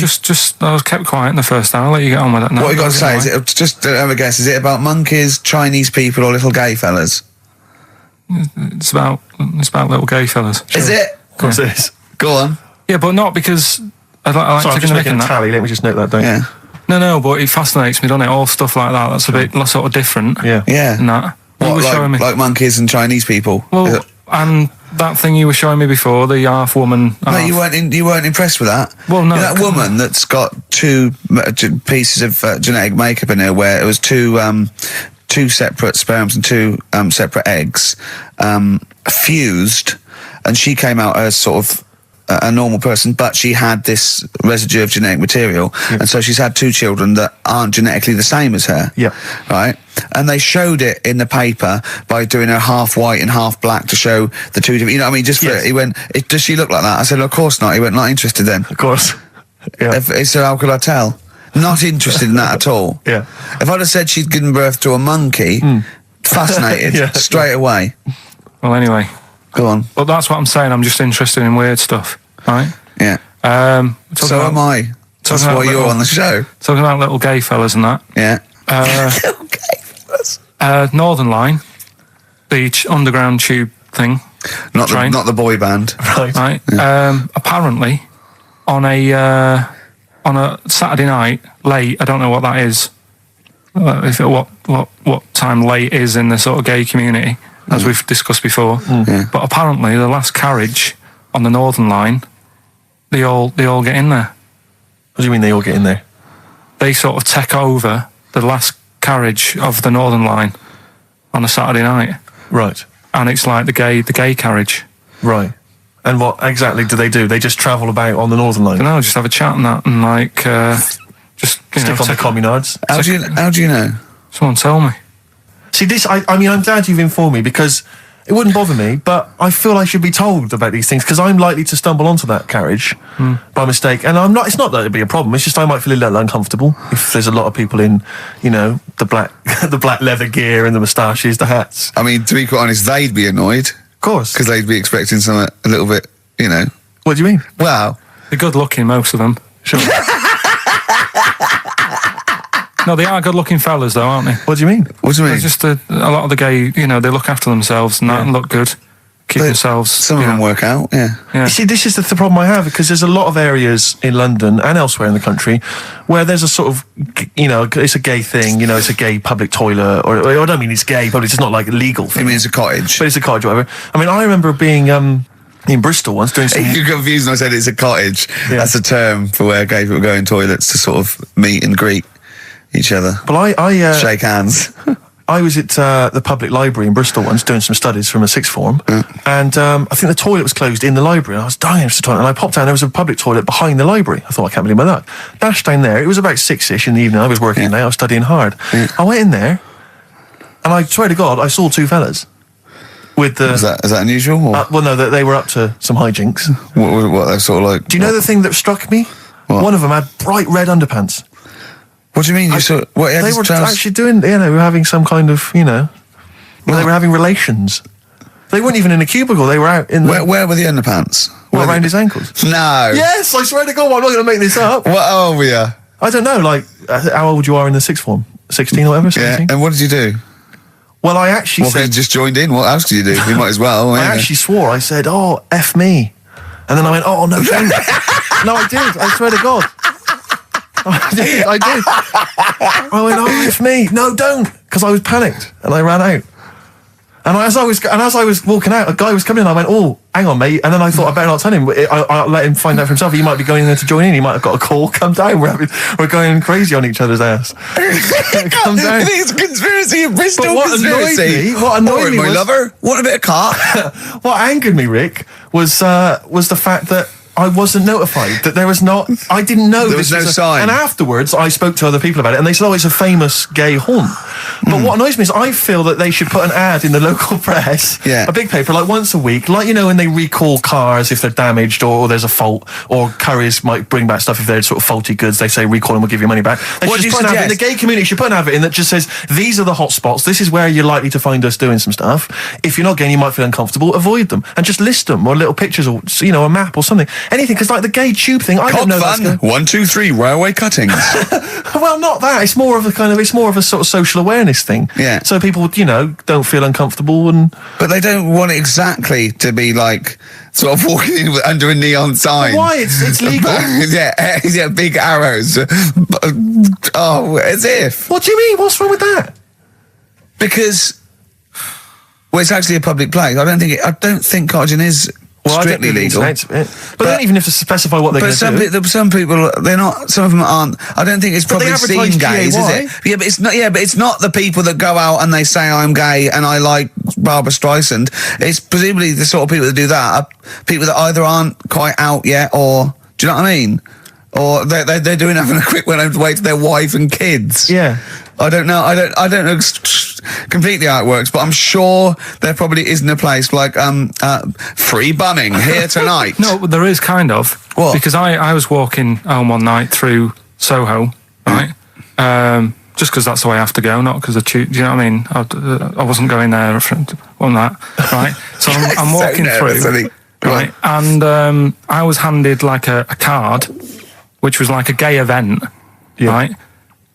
Now that's a bit weird, isn't it? That straight away he's presuming that because I'm there that time of night. Well, and you got a shaved head, and you sort of like, you sort of like quite look after yourself, and you got some nice clothes. Yeah, but it's still you And you look can't like really a little bit presume. rough, don't you, from Manchester? It was You look like a northern rent boy who comes down to stand outside McDonald's. But the card was rubbish, right? What do you mean? Had this fella on it, right? All sort of greased up and that. What would you look? Just having a look what he'd handed me and that. Right. Just having a look. Picture of him, sort of sailor's hat on, tan body, like just his arse out like that. And rubbish slogan, right? The best bum in W1. Is bum there a noun or like a verb? What do you mean? Well, to bum, is it like get the best bum you've ever had, or he had the best bum? I think it's just I don't like suppose you asked. No. I don't suppose you called the number to check. What do you mean exactly by this?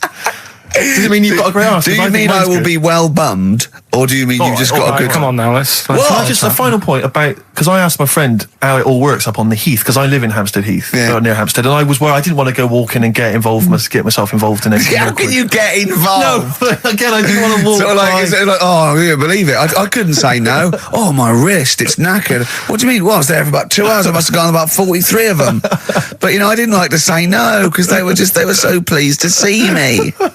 Oh, Well, it's God. not so much the fear of that. It's not Good skiing practice. I was doing 2 at a time for a little while. It's not the fear of that so much as the fact that, again, you don't want to gate crash someone else's party. Do you know what I mean? No. You don't. If there was a straight couple having sex, you'd want, oh, I'm sorry, and you'd want to avoid that area. Just Yeah, 'cause you, of course. But I was finding, so someone told me how it works, and apparently you just go in, like sit on a bench or something, and then a guy just sits on the bench, and they just look at each other. There's not really anything said. It's just a kind of nice evening or whatever.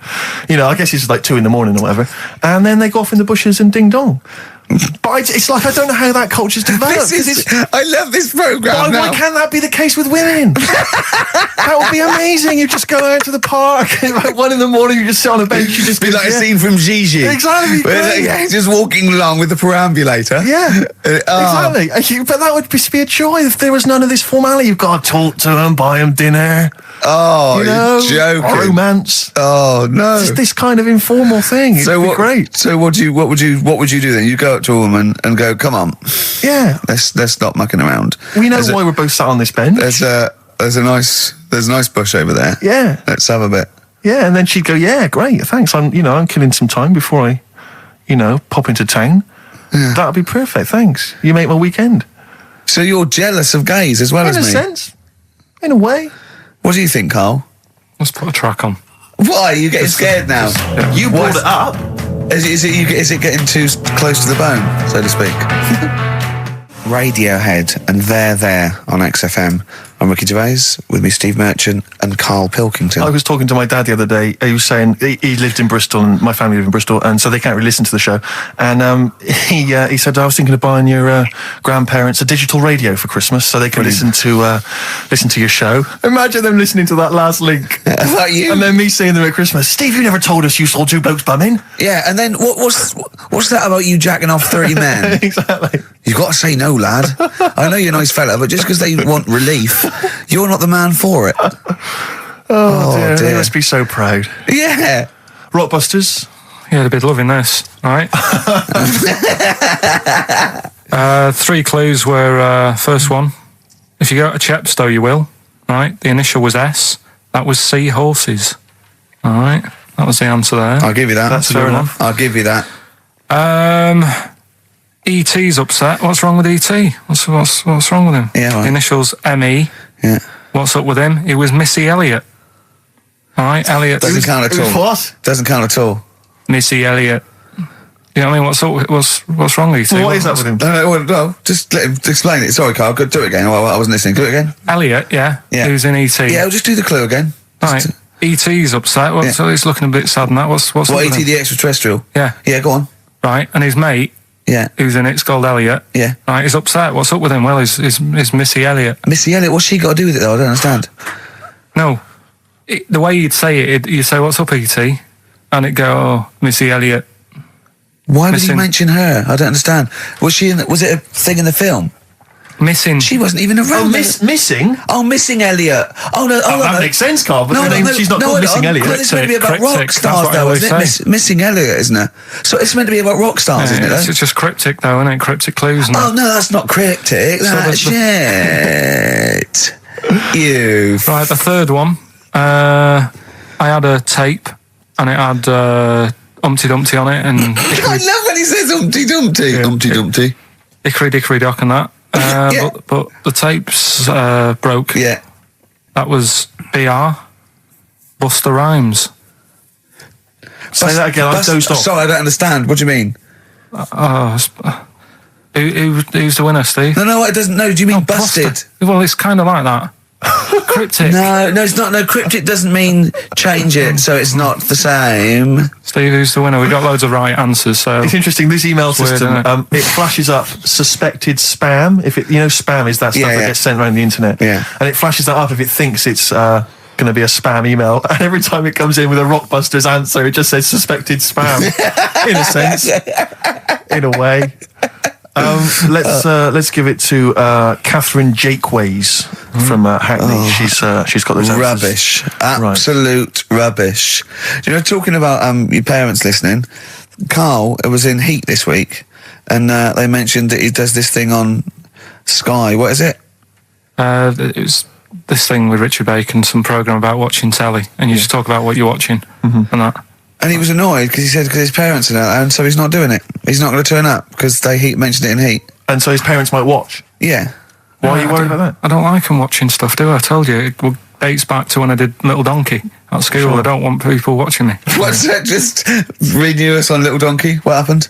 It was just, I was there to play the drums and that in We Three Kings. I was loving it, I got a bit carried away. How old were you? About 13. Yeah. Right?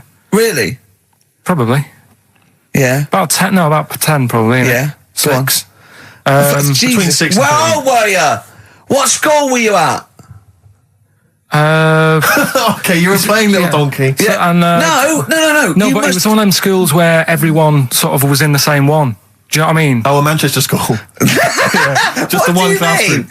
Well, it's like What, sweeping chimneys in the day and then 1 hour of learning? What are you talking about? What school were you at? Was it infants, junior or they secondary? didn't really do that. It was What one do where... you mean? do You that? did that. They still have to abide by the laws of the land in Manchester. No, but it was a lot more like you had infants, but Yeah. you also had like the older lot. There's kids there who, when you're in the younger year and that, you'd see kids and you go, Talk English and use terms that people do when they're talking about schooling. I don't even want to talk about this. No, how old were you? What oh. I'm guessing maybe 6 or 7 or 8. So you went from 13 to 6? Yeah, but like I say, it's hard to remember because Imagine if you were giving evidence in a trial. Yeah. How old were you? I don't know. Yeah. Could have been, I don't know. I can't really narrow it down other than 7 years either way. Theoretically, Yeah. he could get called up for jury service. Right, you're on. White Stripes, hardest button to button on XFM. That's a frightening thought that you came up with before the break. That Carl on jury service. Carl could be responsible for Yeah. someone's rest of their life. Yeah. Because jury service, that applies to anyone. Anyone could get sent the form. I think you're obliged to go unless you have a really decent reason not to. Imagine it was a really, really important trial. But what annoys me is that isn't it supposed to be you're tried by 12 Good of men your and true. peers? 12 good men and true. Yeah. Good men and true. And women, of course. The only thing I can hope is that the defence attorney would wheedle out Carl at an early stage. Oh, yeah, objection. I object. Yeah. Why? I object. Have you heard of something called Rockbusters? Yeah. Well, sorry, you can't just object on that. Okay, then what if I tell you my client, standing trial, is a little gay Chinese fella? And here are some of the tapes Yeah. from XFM. My What would you suspicion do? is he's prejudiced. so how does it work then? How does what work? What do you mean? You just get called up and you have to do jury service unless you've got a very good reason. And it's not, I normally have Mondays off. Yeah. Oh, you wouldn't like that. Oh, yeah, or you have to get there at 9 I've got o'clock. to prepare monkey news. Yeah. Oh, you couldn't stand it. Just wouldn't do it. What would you say? Say, don't get me involved. Because I got involved once. Don't get me involved! No. What do you mean you got involved once? Well, with the police and that, when I lived in Manchester, I saw a bit of car crime going on. Right. And I got involved. Hassle. I'm telling you. How did you get involved? You phoned the police? Yeah, because I thought, well, I know, well, that's just it, but I thought I'd hope somebody did it with my, Yeah. So, and it's just a hassle. Loads of phone calls. Canary. Having to stand on a balcony of this, tower block that I lived in. Police shouting up at me. I'm stood there with my underpants on, right? And what it was, a car had been robbed, right? Mm-hmm. So I call up the police and that, right? Said, right, listen, car's been robbed. And they said, where is it? I said, I don't know, just across the road from where I live, right? So I tell them where I live. Where do you live? How old were you, 13? So she's asking loads of questions and that. I'm saying, look, whilst you're asking all this, they're actually getting away, so, will we leave it? And she's like, no, we'll track it down, blah, blah, blah. So I said, well, look, I work nights. What could you see? You could see some lads just pushing a car. Pushing a car. Yeah. That's how they steal cars in Manchester, is it? Yeah. Everywhere else in the country, they're getting in, they're driving them away. In the south, they drive them away. Exactly. Usually sort of like In start the Manchester. engine. It could get away a lot faster. What do the police do? Push their panda car after them. Exactly. Say, come on, lads, don't cheat, don't get in the car. They're just pushing it. It was late at night and that. And I suppose you don't want to start the engine. Because you don't want to wake people up, not when you're nicking cars. Of course you don't. All right, No. So late at night? Hold on, they weren't gay. They weren't gay, were they? They were out late, really? Come on, Carl. So what happened? So, anyway, I said, look, don't call me back. I'm going to bed, right? I've got to work in a bit. Brilliant. So, Let's go. What? So that was that, right? Where were you working? Next thing, right? Phone's going. Hello, it's the police again. I said, I told you not to call me. Right? I told you not to call me at home. So, they said, right, the police are outside. Can you go on your balcony? She's like, oh. So I'm 10 stories up, right? Stood on the balcony with like my underpants on, right? And the police are saying, where's the car? And I'm saying, I don't know, they've gone down that road now. So I'm trying to point to them. They're shouting up, saying which road and all that. And I just thought, why did they get involved? Yeah. I don't think they found it. No. It was hassle. The blokes were pushing it too fast. Exactly. They were in the next street by now, weren't they? This don't get involved. Don't get after that. Imagine him being on some sort of trial where it's like some sort of mob affair. Yeah, gangland murder. Imagine him going into the witness protection. The police just explaining to him, your new name is Jeffrey Peters. Well, why can't I be called Bruce Wayne? Well, no, Mr. Pilkington, listen. Imagine that. Do you know what witness protection is? Oh, go on. Amazing. Look, it's when, supposing you were to give evidence against the mafia, right, you've done a job for them and they had to give evidence against them, right? Right, well, if you're going to do... I mean, all I did was 2 kids nicking a car. Yeah. Don't start messing with mafia. No, listen, of course not, no. But let's imagine you were in the mafia and that you got caught doing something, but instead of going to prison for the rest of your life, you said, oh, well, I can give you Mr. Big, yeah? So they go, okay, give us Mr. Big and we'll let you off, right? So the police go, right, okay. I got handed this leaflet in Soho. So you say, okay, well, I'll give you names. They go, right, we get evidence in court, and you go, yeah. They go, right, we'll have to get you away because you'll be done for. So you give us all the names of Mr. Big, right? We'll give you a new identity, a new passport. We'll let you go and live in Canada for the rest of your life with Suzanne, right? So why have I got to do all that? Because they'll bump you off, won't they? How did you know it was me? Because you have to give evidence in court. So they go, oh, Pilkington squealed. So you got to change all your life? Yes. Yeah. They've killed someone, yeah? Yeah. Well, look, you just know you're giving them in to keep you from going to jail. So you don't want to spend the rest of your life in prison because you're involved in something or assault or whatever. It doesn't matter, Carl. No, listen. How would the mafia know that I've said something? Because you say in court, those are the people. He's Mr. Big. He's Mr. So-and-so. He ordered the hit. Don't you know anything? It's a lot of messing around, though, isn't it? So I've got to leave this job, yeah? Yeah, I think they might try XFM first. I'd have to... What? I'd have to bin Suzanne, would I? No, she can go and live with you. You have to cut off all your ties with your friends and family, though. You can't contact them. You got to leave them behind. Would she have to change her haircut? Possibly. When did the murder happen? Yeah. What would the new identity be that you choose? What would you choose for yourself? What name? Probably, I wanted to be called Brett when I was a kid. Okay. Right? Brett what? Brett Pilkington. You got to change your surname, yeah? Yeah. Well, yeah. Yeah. Maybe go X-Directory. Where would you move to?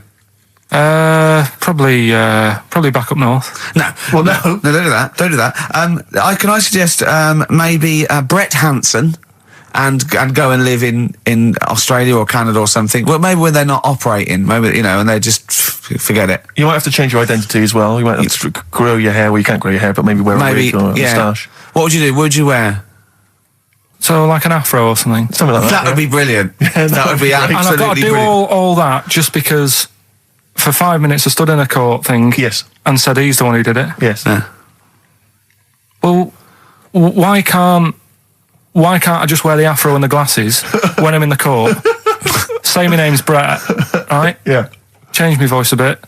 He did it, and they go, thanks very much. I go off, I carry on my life. That's I'm still coming genius. in here on I Saturday. don't know why they haven't thought That that. is genius. I don't know.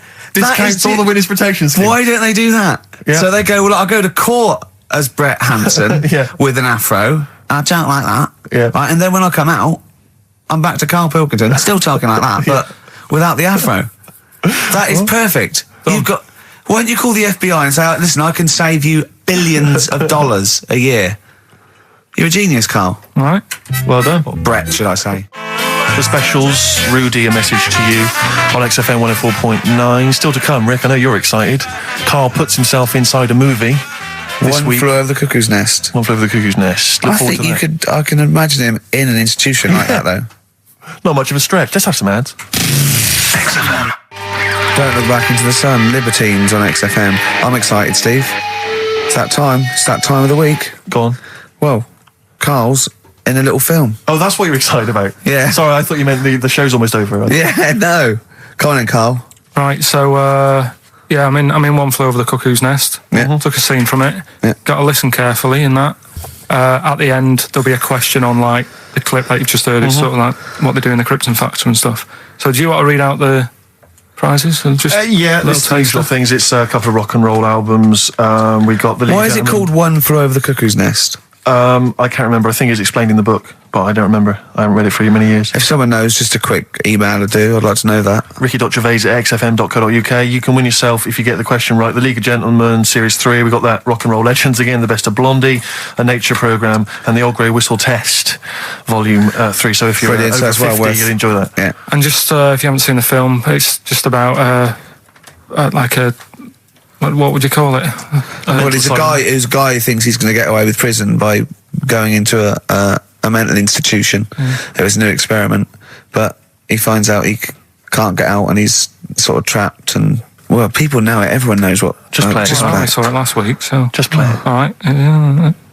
Well, I've been observing you here now for the last 4 weeks, and I don't see any evidence of mental illness at all. Yeah, no, I'm not mental. I never said I was. I mean, all right, I got an E in history, but that isn't why I'm in here. I'm in here because I had to get away from the outside world. It was doing me head in. I've been working too hard. I'm stressed out. I've been working like loads of hours Monday to Friday. I've been working on a Saturday with Ricky and Steve. Right, that's been doing me head in. People think that's a laugh when it isn't. You're Right? busy right now, are you? You got something to do right now? See, this is why I'm here today, Doctor, because he's doing me head in. What do you mean, sir? Well, he's doing me head in. I came here to get away from Ricky. He is just as bad. I'm smarter than him, ain't I? No, you're an idiot, right? You just... We're just good friends. No, we're not friends. And if you were a friend, you wouldn't be doing that to me, Ed. How do you mean that? Well, don't ask... Come on, I'll show you. Yes, Look what you've done. Get him out. Get him off me! Get him off! Now, you just hold it right there. All right. You get off! Doctor, will you tell him? McMurphy, don't hurt you, does it? Of course it does. That's it. Now, hold on to it. Not too hard. You'll crush all the air out of it. I normally do... Get off! I normally does it harder than this, but... No, just warming up. Warm it up. What's going on here? All right, baby.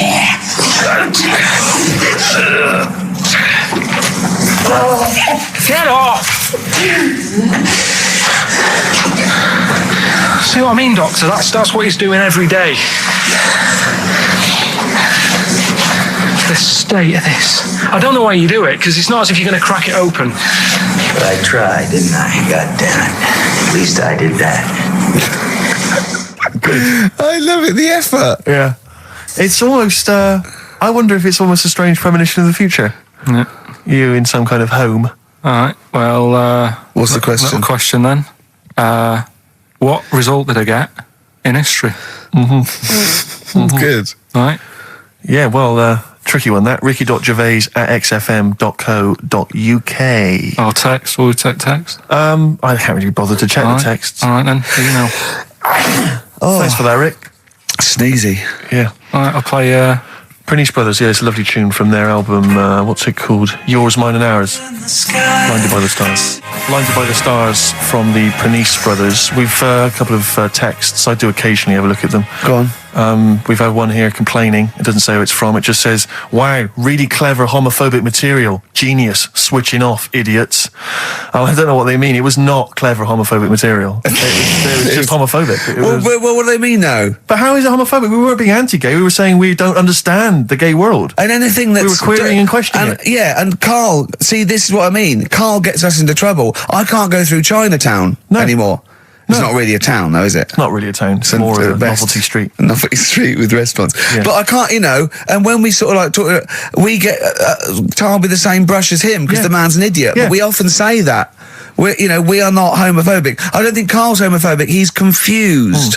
He's interested. He's got nothing against Chinese people. He's got a little theory that they don't age well. And these are the sort of things that come across, I mean... They're not meant to be homophobic and racist. They're showing that Carl, I don't know the PC term for this, is a bit mental. Yes. And, I think we're doing our bit by letting him on the air. On the air as well. Like that complaint he got about that woman on, what's it called? Who are you looking at? Yeah. Because he said about, I don't even want to repeat it, but he said something, Yeah, but I never meant to upset anyone with that. No, I know you didn't. No, I know you didn't. No, but I mean, it's on a website now, and to be fair, she does say it was Carl that said it, and we were the idiot presenters that let him on air. But it's like Carl is bad for our reputation. Yes. Do you know what I mean? It's funny to be in a room with him, but then I want to sort of shake it off. Yeah. And I don't know what to do about it. Guilty by association. I know. What have you got to say for yourself, Carl, for some of the stuff you come out with? What have you got to say? I mean, I know the answer. It's absolutely from the heart and genuine... ignorance. and confusion and interest. You haven't got a malicious bone in your body. Well... Towards me, yes, but yeah, other people. But again, he's just honest with you. He says... don't repeat what he says. No, don't repeat it, just leave it. But it's not as bad as some other things. But he says, remember you just say that when you first met him, he looked a bit odd, but you got used to it. Yeah. No, that's from the heart. That's like him sort of like being honest and nice, but he doesn't know what that... And we can take it, of course. Well... What have you got to say for yourself? I haven't got anything to say, really. I mean, there's been other weird stuff going on in the week and that. Go on. No, I might as well talk about it next week because we're wrapping up. All I'm saying is I talk about what's gone on. Yeah. Have we got monkey news? Have we left monkey news behind? Monkey news! Come on! What happened? You can't offend monkeys. I'll tell you what is annoying. What? Steve's told me about a film that is about a monkey going off with a woman. The Charlotte Rampling thing where she... It's a film called Max Mon Amour. Yeah, she has an affair with a monkey. Go on. Yeah. Oh, what happened? You wouldn't like it. We can't go into it. You wouldn't like it. You wouldn't like it. It's not like it's weird and you wouldn't... Carl, it's not like a nature programme where he wears a bowler hat and can talk. Okay? The nature programmes that you seem to see. Yes, I'm trying to think. I haven't seen that one. No. Yeah. Come on. Do monkey news. Well, monkey news this week. Play the jingle. Oh, chimpanzee, that monkey news, Right, it's about this monkey that was knocking about in the 1950s. Right. It was known in the sort of LA area, right? And apparently, again, I haven't really checked all this out. I've just picked up bits that look interesting. Yeah. Wore a golden mask and like a cape and a leopard skin belt and stuff, right? So people didn't know he was a monkey. Of course they didn't know, yeah. They thought it was this bloke who's going around and he was helping out crime situations and stuff. Right, you're an idiot. So this disguise, that you see a 3'6" bloke with arms the length of his body. No, but that's the funny thing, right? They sort of thought, it's a bit odd, he's stocky, yet extremely flexible. Yeah, and hairy, because he only wore a white mask and a belt. And a distinctive jawline and stuff. And then, right. apparently, he used to sort of get to his... Nothing we say gets through, does it? You've decided you can picture this monkey going around solving crimes, and it's... telling you. Let him finish the story. Time's running out. So it sort of get to its crime by, swinging from the trees and stuff. Of course it would, right? yeah. But people just thought it's a normal fella. Of course. Then what happened was... This is the bit that's going to annoy me, isn't it? He helped some fellas out, and for a reward... They were like, do you want some money? You've helped save our lives during a crime and stuff. Do you want some money and that? And he just went straight for the shopping bags, got a couple of bananas and apples, right? And as he was bent down, looking into the bag, getting the bananas and apples, they pulled his mask off, little monkey. So he wasn't allowed to work for the police anymore? It ended there. Sure. Weird, isn't it?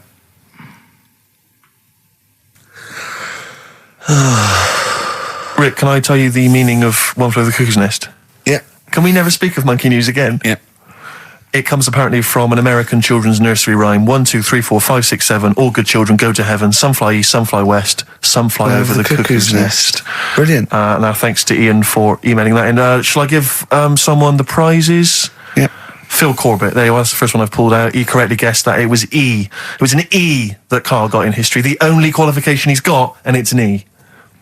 Do you know that woman? Judge the monkey news based on that. Go on. That woman who went out with the monkey. What?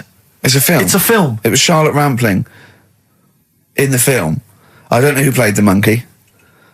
Did she have any kids? What, with the monkey in the film? Yeah, I'm just thinking if I'm going to get it out and stuff. No. Why? Oh, because that would have been interesting.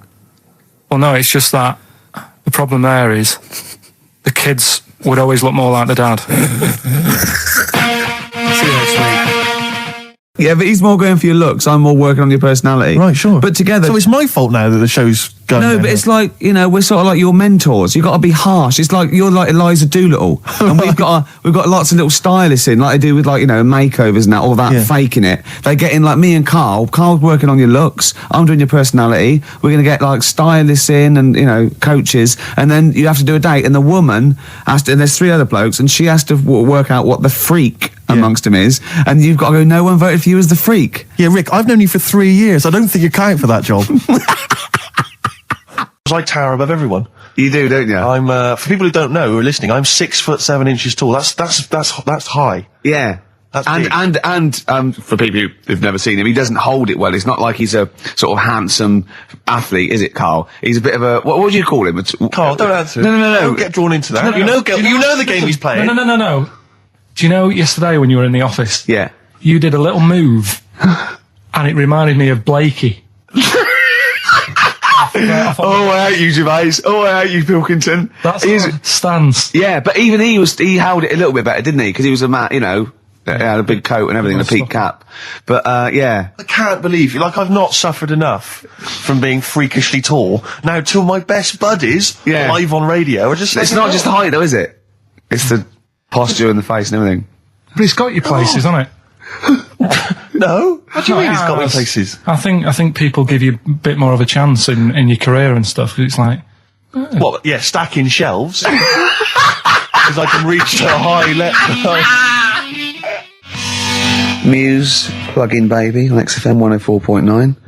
Rick, Gervais, go on. Well, yeah, but I know you guys are laughing about the height thing, and for those that have only just tuned in, I am 6'7" tall, which is tall, and that's big. And I pride myself on it in a way. I've worked hard, I've not smoked, I ate well. Yeah. It's an accomplishment. But obviously, I didn't have much involvement in it. I just am, and it's a curse because mainly the problem is that you can't get stuff, you can't get clothes, you can't get shoes. Yeah. So he's size 14 feet. Yeah, but it is genuine, and I don't know. I mean, it costs a lot to buy a pair of size 14 shoes, and if you were genuinely extremely poor, I don't know how you'd afford to be tall. Because the clothing costs more, everything costs more. I've seen this in comics that you'd actually go to school in a barrel. Wearing a barrel. With just braces. It'd just be a barrel and you'd have sort of flip-flops. And you'd take a mule with you. They all had a mule, didn't they? The poor people always think like you'll be in a pub or something and people just think they can talk to you about it. They just think, hey, oh, you lanky, it's just like, because it's like But that really annoys you, doesn't it? Well, it annoys me because it's like they think I should be proud of it. Like, well, exactly, but they don't think that this is not a disadvantage. This is not a disability, is it? You're taller than most people. It might get a disability. No. If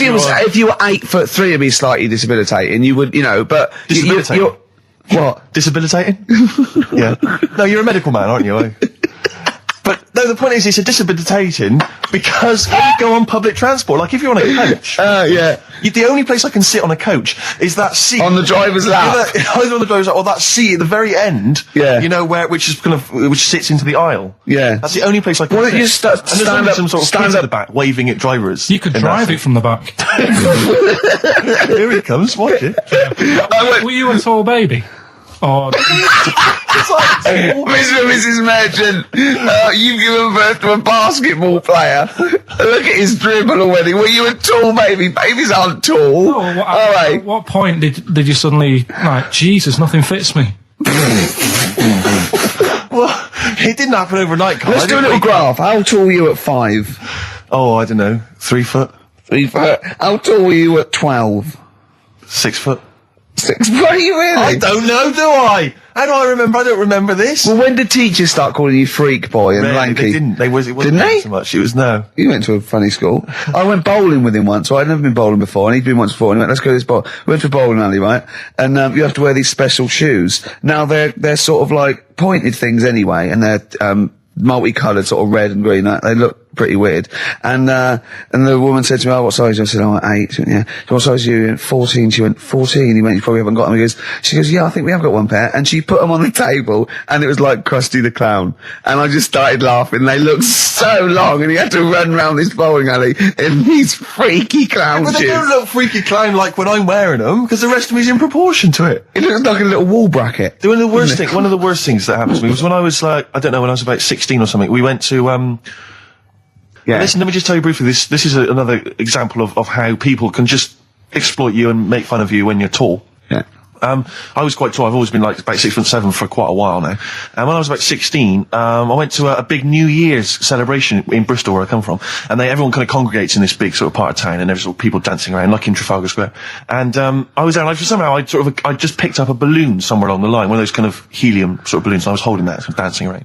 And these two girls came up to me, and I was thinking, yeah, okay, it's New Year's Eve, brilliant, that's my kind of party. Yeah. And they came out, they went, hey. Once a year. And they said, you're going to be here for long? And I went, well, maybe. And they said, it's just that we've arranged to meet back at you in about an hour.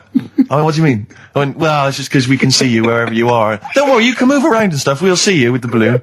Just arranged to meet some friends. I love that. A landmark. So pilots use that. Oh, we're just coming in. There's, when we see Steve Merchant, we'll be descending to Bristol Temple Mead. What's really funny is New Year's Eve, Trafalgar Square, you've got a huge column, but they use Steve as like the meeting point. Steve's got a huge column. Brilliant, Rick. Well done. Award-winning comedy from Ricky Gervais.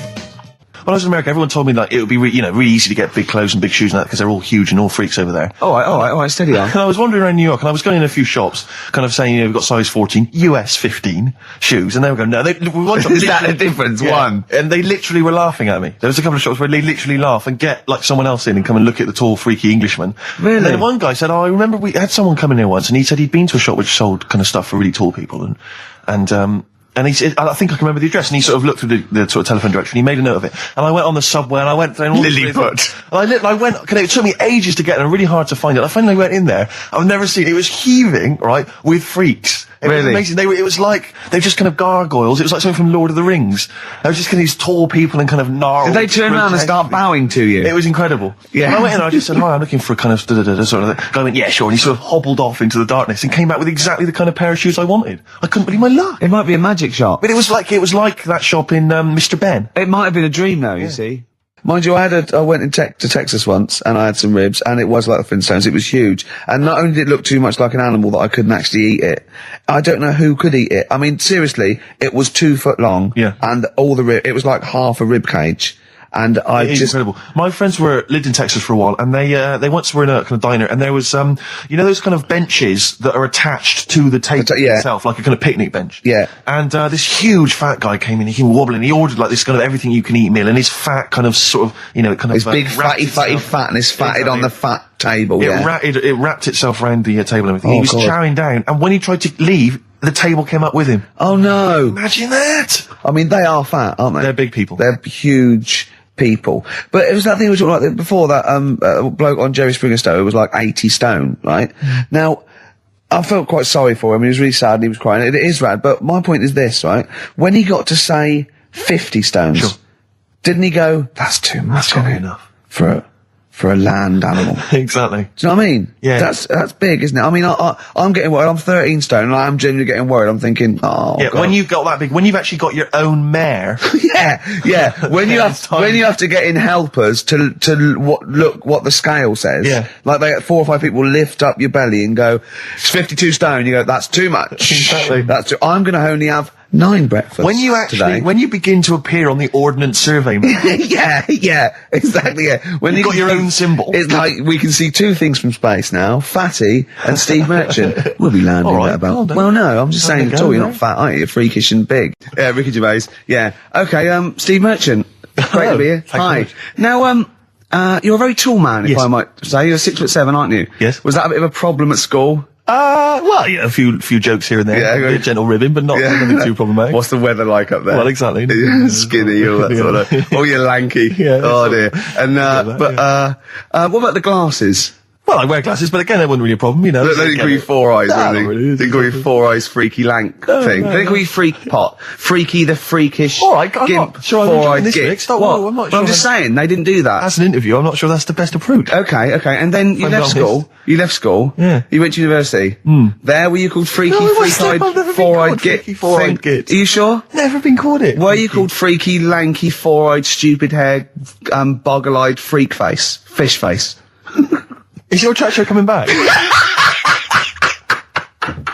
Well, no, but Roger Daltrey might not want it getting round that he gave birth to Specky. Yeah, right, actually. I see what you mean. Specky? Spotty? Spotty, so I looked at you. Yeah. All right, calm down. Well, I do. You've got nice, clear skin. At least I didn't call you spotty, goggle-eyed freak boy. You got a nice skin, a nice complexion, smooth-faced, goggle-eyed freak boy fish. Thank you. Yeah. Must be nice. Carl, what? Don't you like us arguing? Is it like mum and dad arguing? Do you get all... It's a bit like that. In the caravan. There was nowhere to escape to. As you know, me and Steve aren't worried about being part of a trend or you know, being trendy or jumping on about it. Steve particularly doesn't worry about, like, looking good or, Well, you know... No, I'm saying, no, as a compliment, he doesn't worry about walking along like that or, you know... Well, this acting is- like a- I'm looking good. No. Good But I'm looking saying good. you don't mind the insults freak boy or goggle eye or... Swore off a duck's back, mate. Do you know what I mean? Or a new phrase that's been coined because of Steve's face, water off a frog's back. Who's saying that? Just a lot of your... A lot of friends and that. But I mean... My friends? Yeah, a lot of the people... Can you name names or? I can't really... Big promises you can't. I can't wanna really... grass anyone up? I think it's the Kagul. Looks good. It does look It's good. waterproof, Rick, and it's also stylish. I wear nothing underneath. So it's tight to the skin. It gets sticky in damp weather. Is that why you sort of It's rustle? sexy. But what's all the, is there abuse? What's this? No, they just say... Well, I'm gonna, again, we were talking earlier about, you know, you not caring about being like a geek or a freak or not trendy. No, I'm just saying. I am trendy, yeah. And I know, yeah. Anyway, Steve, over to you. I just was wondering, because I've had an exciting week, relatively speaking, Rick, because instead of just spending it all with you, sat in a little room, as is our way, I've been doing some acting this week, as you know. I know. And I don't normally act, but I, basically there's some people at the BBC who are making a comedy pilot, kind of comedy TV show.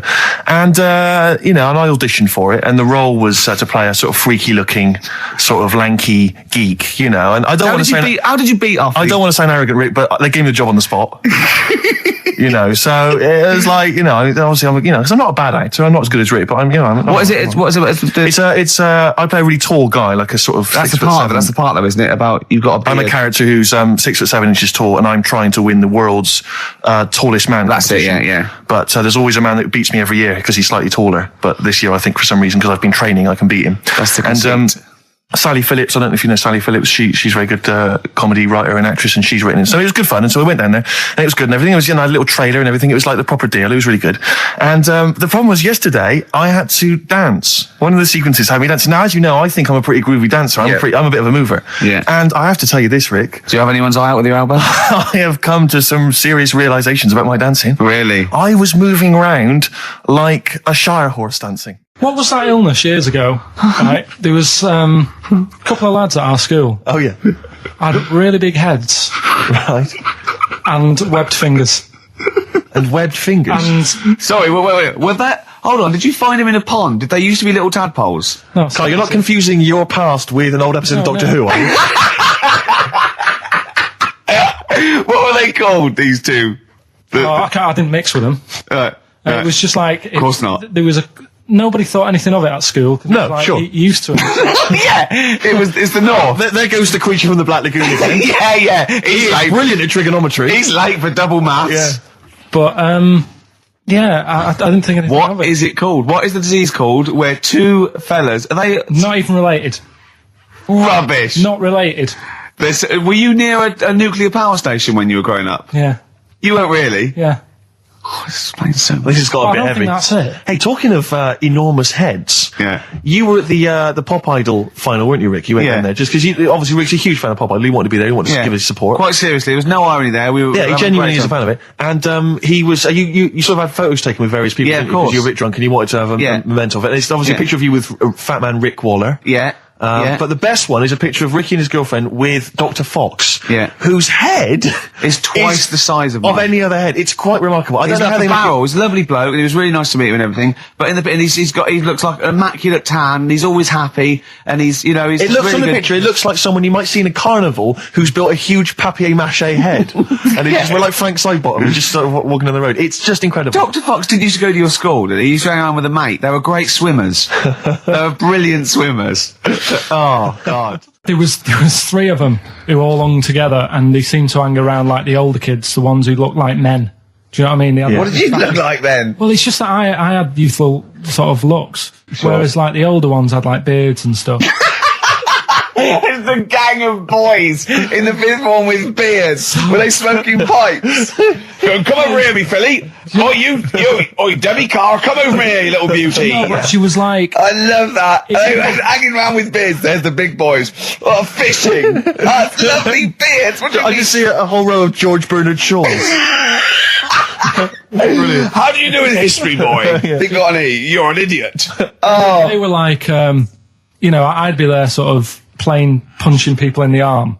That's a great game. Oh, I love that, punch people in the arm. Is that part of the Olympics now? it's I think it was exhibition this year. Right. But it's going to be a pro next year. It's going to be the Winter Olympics because you've got to do it in just a cap sleeve shirt in winter. Yeah. So you're playing that? She, but whilst But she didn't appreciate that. She used to go, ow! I always think whilst I was doing that, they were like the Charlie's Angels and they'd be sorting out a mission somewhere. Because they were really like, there was something about them that you thought, special. They were private detectives. What do they work for a man they never see? Okay, well, here's a name I'm interested in because, let me just tell you the name first. Adam Clifton. Oh. Go on, what are your thoughts on Clifton?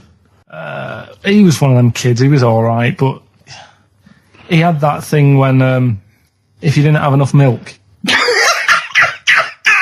he had like, wrinkly hands and like white bits in his nails. Oh! Because he didn't have enough milk. Yeah. So therefore, you didn't like him because you didn't get enough milk. This is not to be confused with the two people with the big heads and the web feet, is it?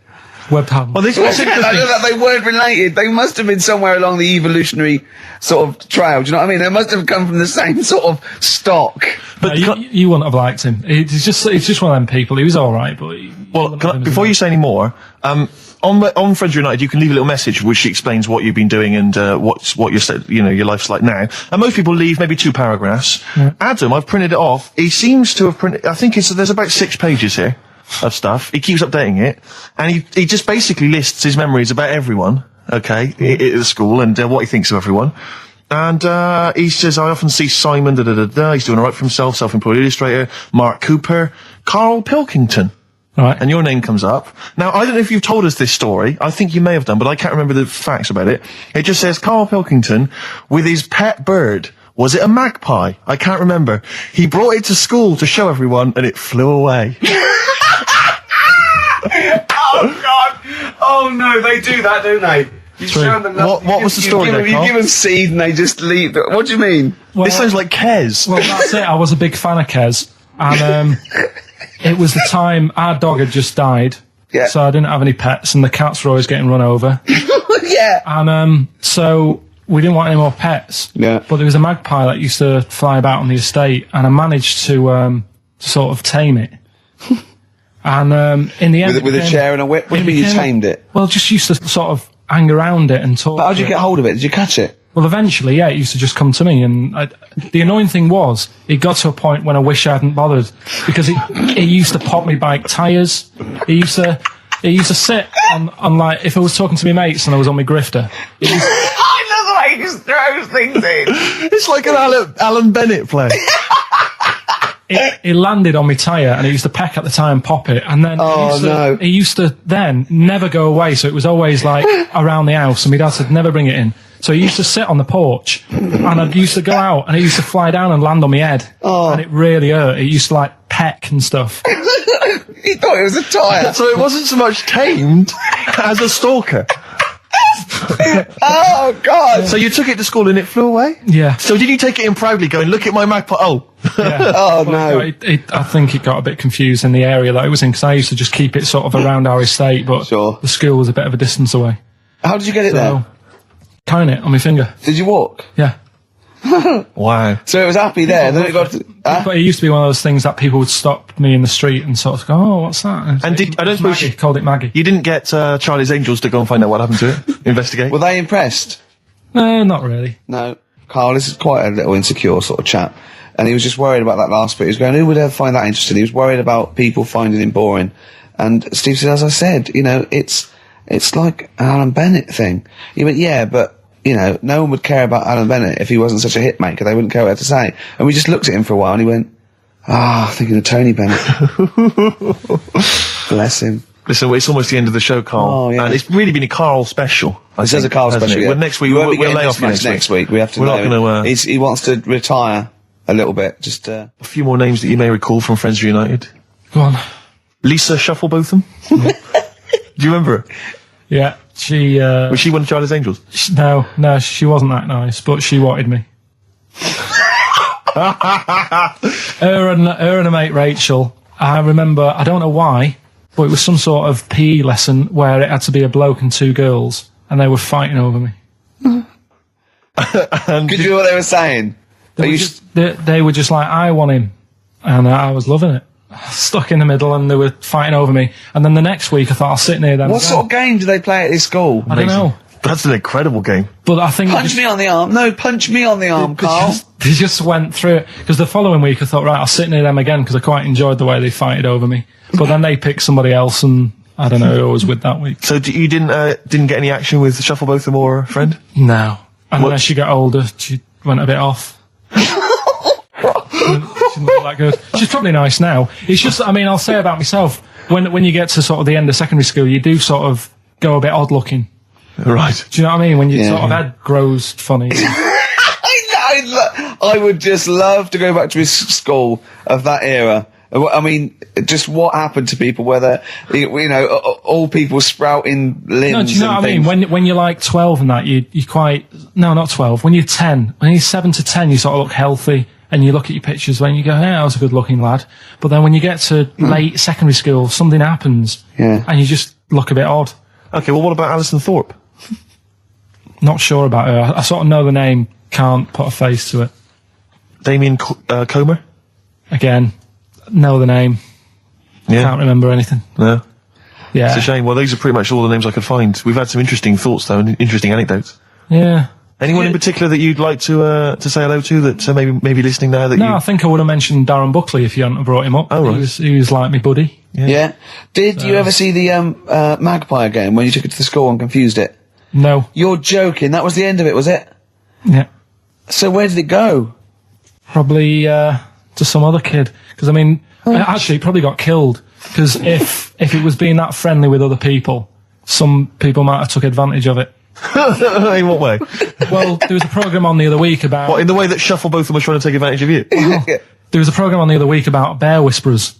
Yeah. And some blokes got really friendly with a bear, and then when they were leaving that area where the bear was, they said, "Oh, we've caused a problem here because there's some bear hunters coming in and moving into this area, and it's going to get a bullet if it acts like this." So they had to scare it away, and that's what I should have done with Maggie. I should have terrified it a little bit so it wouldn't trust humans. Just introduced it to some of your schoolmates, I'm sure would have freaked it right out. Well, the ones with maybe the that was big why head. it fled. It didn't see. It didn't see those two fellas with big heads and webbed hands coming towards it, did it? That would have terrified anything. It's like a scarecrow, like two walking scarecrows. Listen, have we got time for a song for the ladies? What's happening? We've not really thought. Quick then, quick, just do it. Just do it. Thanks very much. Well, hang on, no, we haven't lined anything up, have we? I was going to play Mary Lawson and that for you. And then Is this going to be the final track? It has to Yeah, be. it would be, yeah. We've blown it. We've blown it on the Karl special. We have indeed. I'll play it next week. So Karl there's got an E at history in GCSE. Any history teachers, anyone who can help Karl out, I think we should try and register him and take it this June. So what's your homework for this week? You've got to read about Che Guevara, haven't you? The revolutionary leader. Yeah. Okay. Do you know anything about him at all? Have you got any basis? I just know that if you want to use his face on your business, it costs a lot of money. Do you know, like, if McDonald's wanted to have him as, like, instead of Ronald McDonald? How does he do it? Steve, how does he do it, man? Oh, we listen, just play a final record, Karl. Say goodbye and we'll see you next week. Alright. See you later. Cheers, mate. Wu-Tang Clan there, Steve. XFM 104.9. I'm Ricky Gervais with me, Steve Merchant and Karl Pilkington. Now, I just reminded me of something else Karl's in the week. I know it's forbidden to talk to him, but I'll tell you this. He was very excited about the Friends Reunited. He was a bit nervous at first, wasn't he, last week? But he was really getting into it. And in the pub, he was talking about those people, and he said, I'd never go on a reunion, though. He said, I'd never do that. What, a school reunion? Yeah, and he wouldn't want to see anyone. And I went, well, I said, wouldn't you want to see those two lads with the big heads and the webbed hands? Oh, yeah, these were people you went to school with, weren't they? Yeah. Well, I didn't knock about with them. They were in the class. What were they called? Freaks. Right. Right. Okay. And he said, no, I wouldn't want to see them. He said, because what could you say? Oh, you haven't changed much. Right. And he said, they wouldn't go anyway, would they? I said, why? He went, well, they didn't have any friends. Right. And I said, well, weren't they friends with each other? And he went, no, that would have been too obvious. Like, they passed each other and went, no, I know it's tempting, but let's not. Everyone would think that's just what we were going to do. Let's not do it. Yeah. So they didn't even hang around with each other. No. See, I must say, in my head, I've got something like it's like some sort of extra thing from Blake 7 that they're like some sort of lagoon monster, but they just had slightly oversized heads, did they? See, does your head grow? Your eyes don't. Does your head? Because maybe they've got to a point now that it's all sort of caught up with each other. Well, at the time, the eyes were very small and the head was huge. Just a very big head. And Yeah. I mean, the fingers aren't going to change. That's not. They had webbed fingers. It was like the penguin in Batman. Really? Are you sure? No, honestly. Are you sure they weren't wearing mittens? No, seriously. Yeah, it wasn't home economics. They weren't getting some out of the oven, a very hot dish, were they? Every time you saw them. But why were there two, but they weren't related and they weren't friends? I don't know. I suppose it's like asthma and that, innit? Some kids have it. And it just was a coincidence. Yeah, but asthma's quite a common thing. Webbed hands, Karl. Yeah. I don't know. You don't think of it, do you, when you're a kid? You just sort of... when you first see them. Yeah. There goes the frogmen. Do you do that? I imagine you get caught staring at things. Yeah, do you go up to people with problems and go, Mummy, is that a monster? Well, I was telling you one about when I used to go with my dad in the taxi. Oh, yeah. What Tell us happened? this story. Well, Your father was a taxi driver? my dad he had loads of jobs, which he did back then, and they don't do that anymore, do they, people? They don't Have a variety of loads jobs? stuff. Sure. But at one point, he had a black cab, and I used to go with him. He used to get a beer crate and put it in the front of the black cab, and sort of sit just next to the meter. And anyway, we got this call, and like the guy on the end of the radio said, "Oh, you've got your son with you, haven't you?" So he said, "Yeah." So it's just like, we've got to pick up at number 11 Village Lane or whatever. And I said, all right. And it was this woman. It was like a woman version of the Elephant Man. Wow, the elephant woman. Yeah, it looked like... it was really strange because I was in the front of the cab, and when you're a kid, if something looks odd, you're a bit scared of it, aren't you? Yeah. And my dad was like, look, be all right. And we're driving towards her. Look, don't worry, son. I've got loads of buns. And just to I think I'll just throw one down the street if it lets you run after You're it. being mean, right? I am a little bit. So how old were you? 18? No, I was about 12 or something like that, 11, 12. And as we got closer to her, it looked like she was holding like a bag of spuds on her shoulder. For a snack. Right. And her head was all a bit mangled and messy and that. And my dad said, whatever you do, don't stare at her face. Yeah. And she got in the Because back. you turn into stone. Well, she got in the back, and I had like the mirror, the driver's mirror thing, and sort of having a look, trying to work out. And he said, don't stare at her face. I couldn't work out where her face was. It was that weird. Oh, God. So I'm not sure you're from Manchester. I think you're from like Narnia or something. Yeah, you got frog boys walking around. The Lord of the Rings. That got like the claws of a lobster and the head of a toad. Yeah. And you got women getting in with spuds for heads. I mean, what This is not the place you grew up. This is mad. Oh, you can't believe it in London, can you? You come down and go, look, symmetry. It must be amazing. It must be a thing to do with upbringing now, mustn't it? And because, again, do you know, I've said to you before, years ago, when I was a kid and didn't have any worries, good-looking lad, you go through it a bit, have a few more worries, and you look knackered. Now, back there's a lot more worries and stuff, so you get a lot more freaks. Whereas in London, everyone's like happy, aren't they? I love the fact that stress can cause your fingers to fuse and your heads to grow. No, but if She must have been really stressed to have a head. Yeah. She was she an accountant or something? You know what I mean? But what did she do? What did she say? Where was she going, by the way? She couldn't speak. London Zoo, please. I think she was going to like to the fair. Seriously, honest to God. On my mum's life, she was. Because at the end of the day, that's a good thing with animals. They don't judge you, do they?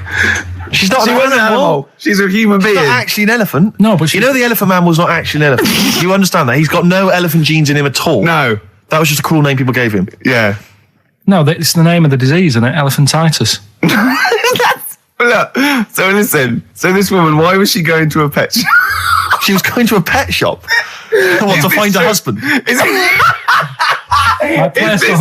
this true? No, it is true, yeah. Oh, God. I'm not taking the mickey because it must be really bad for you. Of course it is. Carl, I'm going on to you today about cutting myself shaving. Yeah. I was going on about that. To think that she's probably not alive now, but to think... But you're saying that you're going to say this is a worse problem than a little cut shaving, aren't you? Yeah. Yeah. Do you know what I mean? I think you're right. Carl, there's a couple of key questions I need to ask. One, if she couldn't talk, how did she tell your father where to drive it? Did she have it written on a note? Did she point with her nose? Yeah. Right, this has got silly. Pick your song. But also, finally, where did you say she lived again? It was like in a village, a little small village. Right. Just hidden out of the way. All I'm saying is we could maybe get like some sort of coach, book some coaches, get a coach party up there to have a look at her. Take some photos. And now you can make some lemonade. The offspring of a woman and some spuds. Yeah. Please enter at your peril. Should it give me a shiny shilling? Carl, any more? I'll tell that story that you were telling me about your dad when he was driving. Well, it's just that you were talking about. Well, I mentioned Forrest Gump. Yeah. And the Forrest Gump types. When my dad was when he was a taxi driver. Yeah. You used to have to.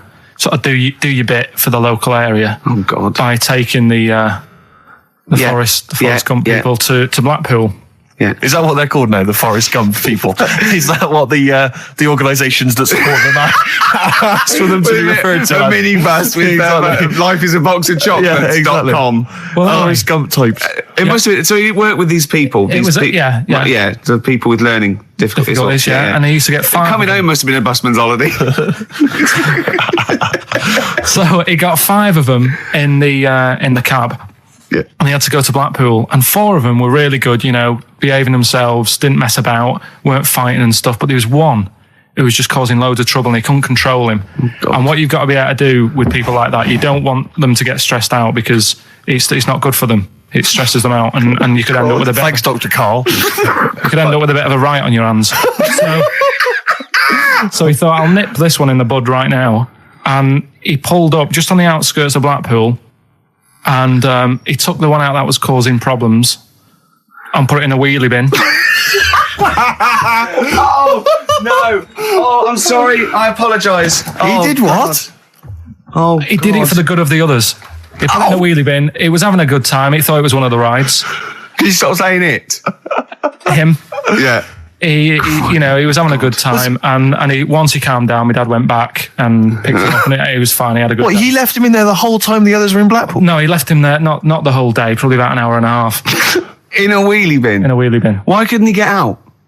Because, like, his arms were trapped on the thing. One of those... What, he tied him up? No, do you know, like, because he was a big fella, and, like, he managed to get him in so his arms were down the side like that, so he was a bit trapped. Wasn't he screaming and crying and stuff? He was making a bit of noise, but do you know what I mean? What, you feel served him right? Well, but anyway, I didn't really want to talk about it. You just bbrought it up because of Forrest Gump. Did his family know about this? Is this the first time they'd have heard about this? He didn't get asked to do it again. Sure. Now, you went to school with a number of different interesting people, some of whom Two were of which, freaks. I understand, had big heads and webbed toes. Is that right? Yet they were not related to each other, and they weren't friends with each other. Why weren't they friends with each other? Because that'd be obvious. Did they wear shoes, or did they walk around in their webbed? Were they good at swimming? I don't know. I don't think they ever went swimming. Did they ever talk? Did they ever look over at each other and think, yeah, we should hang out more? I told you something in the week as well. There was another lad at school had a pigeon chest. He had a what? Can we come back to this? He had a pigeon I think we chest. should play a record, Carl, because I think we've hooked them now. Yeah. I think There's no one switching off now, Rick. No, play a record. I was But we were talking about something before we Yeah, played the well, record. the freaks used to go. You had people with big heads, two web feet, didn't hang around with each other. That would be too obvious. You had a fella with a pigeon chest. Yeah, what's the story with the pigeon chest? Don't know how it happened. It was like it looked like somebody sort of hit him on the back with a big hammer, and it had come out at the front. Yeah, and I've never seen it since. Could that have been the answer? What? Why he had it? Why had it? Possibly, I suppose, in your neck of the woods. Yeah, don't know. Never asked him. It's just come back to haunt you, has it? The pigeon chest? No, it's just that when you mentioned about kids at school, I forgot all about him. He's talking about the kids with the web feet and the big heads. Yeah, and I forgot about the little old the pigeon chest pigeon boy. Yeah, pigeon. Yeah. I've had an email from Andrew Forrest, who has just simply entitled it Karl Pilkington. Oh, Karl Pilkington. What do you think of that? That's got to be your new name from now on. Oh, I had a mate who used to use it. What, used to call you that? Yeah. was that your nickname at school, Pilkington? No, it's not my nickname. It is now. No, it's not. It is now. Pilkington. Pilkington. Oi, Pilkington. Oi, Pilkington. Pilkington, do my homework. Where do you live? Where do you come from? Pilkington? No, there's this lad who called Mark, right, who used to go to school with, who used to call me that. And his mum, right, was like obsessed with cleaning. And I was never allowed in their flat. He makes the place look untidy. So she used to, I don't know if it was just me or all his mates, but I used to turn up and she goes, yeah, he is in, but you know what you've got to do? And he used to have to go round the side of his flat, and he had a computer, right, which he used to play. I didn't have one at that point, but he had one. And he used to have to go round the side of the flat and stand at his bedroom window with his window open, and I'd be sort of leaning in playing the game. You are joking. I'm not. His mum... You had the weirdest upbringing I've ever heard. The things you were willing to do. It's the strangest. What is this town like? No, I stopped going. Was there always music? Like, there's the horse in the house there. Oh, look at these two kids with big heads and webbed feet. All right, Ronnie. All right, Reggie. What was it like? She was obsessed. It is like you've grown up in a cartoon made for children. Yeah. No, his mum was really obsessed with cleaning. Can I play through his window? I used to... Mrs. Ramsbottom, can I play through Mark's window? Aye, you know what you have to do. She used to be up till about 3 in the morning. Pilkington again? Have you washed your hands? What up till 3 in the morning? Washing? She used to be up doing the tiles in the kitchen. Washing until 3 in the morning? It was at 3 in the morning. And for ages and ages, that saying that out on the tiles, I used to think that came from, like, his mum. Because she was out, like, cleaning them late. So, till I was about 13, I thought that saying, out late, on the tiles, yeah, was... And now you're not confused by anything.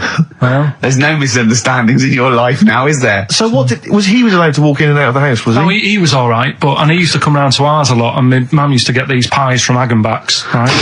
So... I don't know what that is. It's at that bakery where they used to chuck the cakes out the back, I'll tell you about. Yeah. And you ate six. He loved it, but I could never go round to theirs, or if I did, it was like, well, yeah, he is in, and I'd go, alright, and then I'd walk round the side of the flat.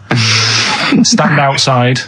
Why did you ever knock at the door? Why don't you just go around and knock on the window? Just to check he's in, because he wasn't always in his room. If he was in the lounge, he'd have to go to his bedroom, and then that's to meet you. This is the strangest. And you'd play a computer game through the window. You say it was a flat. It wasn't like a fifth story one, and you had to get in one of those kind of cleaning contraptions and like winch your way up. I love the idea of that. So, oh, Pilkington. Go on. Women wearing trousers and that, right? On the estate that I grew up in, on right, there was a woman about 4 houses down, right? Rough. She's the one. She was, or the estate? She was, right? Yeah. She's the one whose kid took a horse into her house. Yes. Right. Now, we won't go over that again. No. If you're a new listener, I think we covered. I think they get That's the all you idea need to know. Right? Yeah. Now, she used to wear leggings. Yeah. No, they're a bad idea. They are a terrible idea. I agree with you there, Carl. If you're a lady of What the colour? normo persuasion... Were they pink? No, they were sort of black, but with all bits on them. Oh, right. You know what I mean? What, toast and just horse droppings? Yeah, go on, yeah. And she used to, she's quite a big woman. Sure. Pauline Quirk, I think we described her as. Look like a light bulb. It is those kind of women that are attracted to leggings. Yeah, I know, yeah. They are drawn to them like a moth. Yeah. She used to wear them, and that's what I remember when I read this piece. She used to work on one of those sex line things. Right. She used to do that. But what, was she, an engineer? The weird thing with her was, she had big eyelids. Right. Go on. That were too big, and this is what I was thinking. What do you mean she had big eyelids? How big do eyelids have to be for you to go, they're big eyelids? What was she shoplifting with them? Would she come out of Dixon's with, like, radio stored in them? What do you mean she had big eyelids? It was another one of them popular things around our way. Do you know, like... What do you mean popular things? They didn't go, oh, I say, well, all the rage. Can I get some big eyelids, please? No. It was just like one of them things that people suffered with. Just big eyelids. They could hardly open their eyes. What do you mean? What do you mean? That's one of them popular things around where I grew up. People had big eyelids. They could hardly open their eyes. What does that mean? What sort of freak town were you born in? You had webbed feet people with big heads. You got women with big eyelids. What does big eyelids mean? Are you confusing her with the horse? Yeah. Did she have hooves? Look, what? Just too much skin. It was like the neck of a chicken. But on the eyes. Well, what's your point? Anyway, so there's this big eyelided woman with the leggings. And that's what I'm saying to you, though. That's when I read that story with people with trousers. Yeah. I went from that. Yeah. To a woman who used to have big eyelids. I still don't know the point. But then, and also the other bloke who had the eyelid problem was a mate of mine. Right. His dad had it, and same problem, massive eyelids. I don't know what that means. I don't know what that means.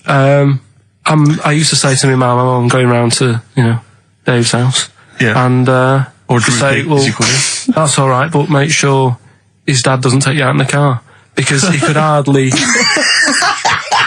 He had to have his head. He had to tilt his head back to keep his eyes open. Make sure! Did he have a couple of matches with him at all times? What a load of gobbledygook.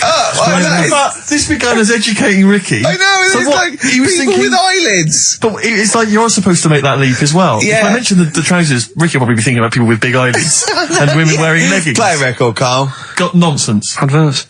No, all right. I love the fact that he was fascinated by the strangest village in Britain, but the stories he's told us about where he comes from, there's him going around with two fellas with big heads, webbed feet, a little pigeon-chested bloke, him on his grifter with Maggie pecking at him, his dad in the telephone box nicking groceries, and a horse in the house next door. I mean, how strange was his upbringing? Yeah. And him hanging from his satchel. Unbelievable. There's another woman who I remembered. Actually, I'll tell you later. Go on, what? I'll tell you later about another woman who I remembered. What? Give us a teaser. It's just a woman who rode around on a 3-wheeled bike with her husband in a basket. I'll tell you that. Right, and the final You don't clue. get teasers like that on any other radio That's a station. hell of a funeral service. Right, listen. Right, tell us about this woman. Well, it was just because you were saying about our living. We are broadcasting now, aren't we? This is actually going out. This is live. This isn't us sort of like... Yeah, sort but of- you were just talking about how I lived in an odd village. Yeah. With kids with big heads and all that, right? And what I wanted to do... What is that again? There's 2 kids with big heads. Yeah, they just had sort of big heads and webdams and that. They went to my school.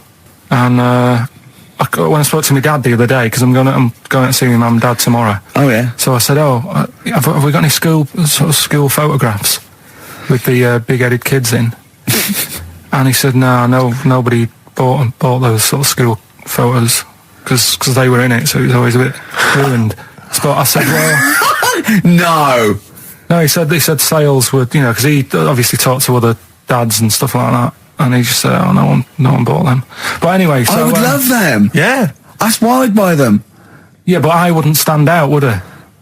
If And it's on the that's saying mantelpiece. Yeah, well... But anyway, so I was talking about, When you say they had big heads, what do you mean? Do they look like someone from Doctor Who? they were just quite big. But they weren't related. No. So why did 2 blokes with big heads and webbed feet? I lived in a weird area. There was a chemical plant close by. I can't believe you've never told us that before. That explains a lot. Not just the freaks in your neighbourhood, but... No, there was loads of weird stuff going on. There was this, like I said, there was this woman who used to live in one of the council flats, right? And she had a 3-wheeled sort of big, what do you call it? Son, 3-wheeled son. He was the weirdest bloke we ever knew. What do you call it? Like a big tricycle, but for an adult rather than one for a kid. It was a big one. It wasn't a motorbike though. It was a no. It was a push bike thing. Yeah. And she used to sort of ride down the road with a fella sat in the basket on the back, with his legs dangling over, and they'd be going to the pub and what have you. Was it a different fella each time or the same one? No, same little sort of bald-headed fella. So it was in collection for organs and things. Bring out your ill. And then people just throw Grandad just in the back and go, right, we get £4 for Grandad. But she's got a lovely pair of testicles on him. They're very low, but they Bring out your dead or nearly dead. She used to pick on her husband quite a lot. They'd be in the pub and what have you, and they'd be sat by themselves, but she'd always be sort of, having a go at him, moaning at him, sort of pushing him about and that. So my dad and his mate, right, they went round to their house, knocked on the door, she answered, and he said he was a copper, right? He said, Detective Pilkington, gonna come in and have a word. So I'm just going to make a note of impersonating a police officer. Yeah, but for the good, he went in and sort of said, now I've heard, It's a superhero. Yeah. I've heard, you picking on your husband a lot. Yeah. We'll be keeping an eye on you. Do it again, and there'll be trouble. And she backed off after that. She was all right. And how was the husband? Was he still in the basket though? Was he allowed to ever sort of ride up front with her? Or was he just always in the bar? She'd sort of stopped picking on him in public places and stuff. That's like good. That. You can't get done, can you, just for doing that? I think impersonating a police officer Well, you probably did. There was no gain. I think you can't impersonate a police officer full stop, but I think they'd probably be lenient on him that he was, But let's face it, he's not going to be caught because well, we don't even know about it. It's not like his son's going to say it on a radio station, is it? And stitch him right up. Is this something you did generally? Kind of a little bit of light vigilante work? Just whatever, him and his mate, just, if they saw something going on, they go, what can we do? Sure. What little scam can we do, or whatever. That's fantastic. That is brilliant.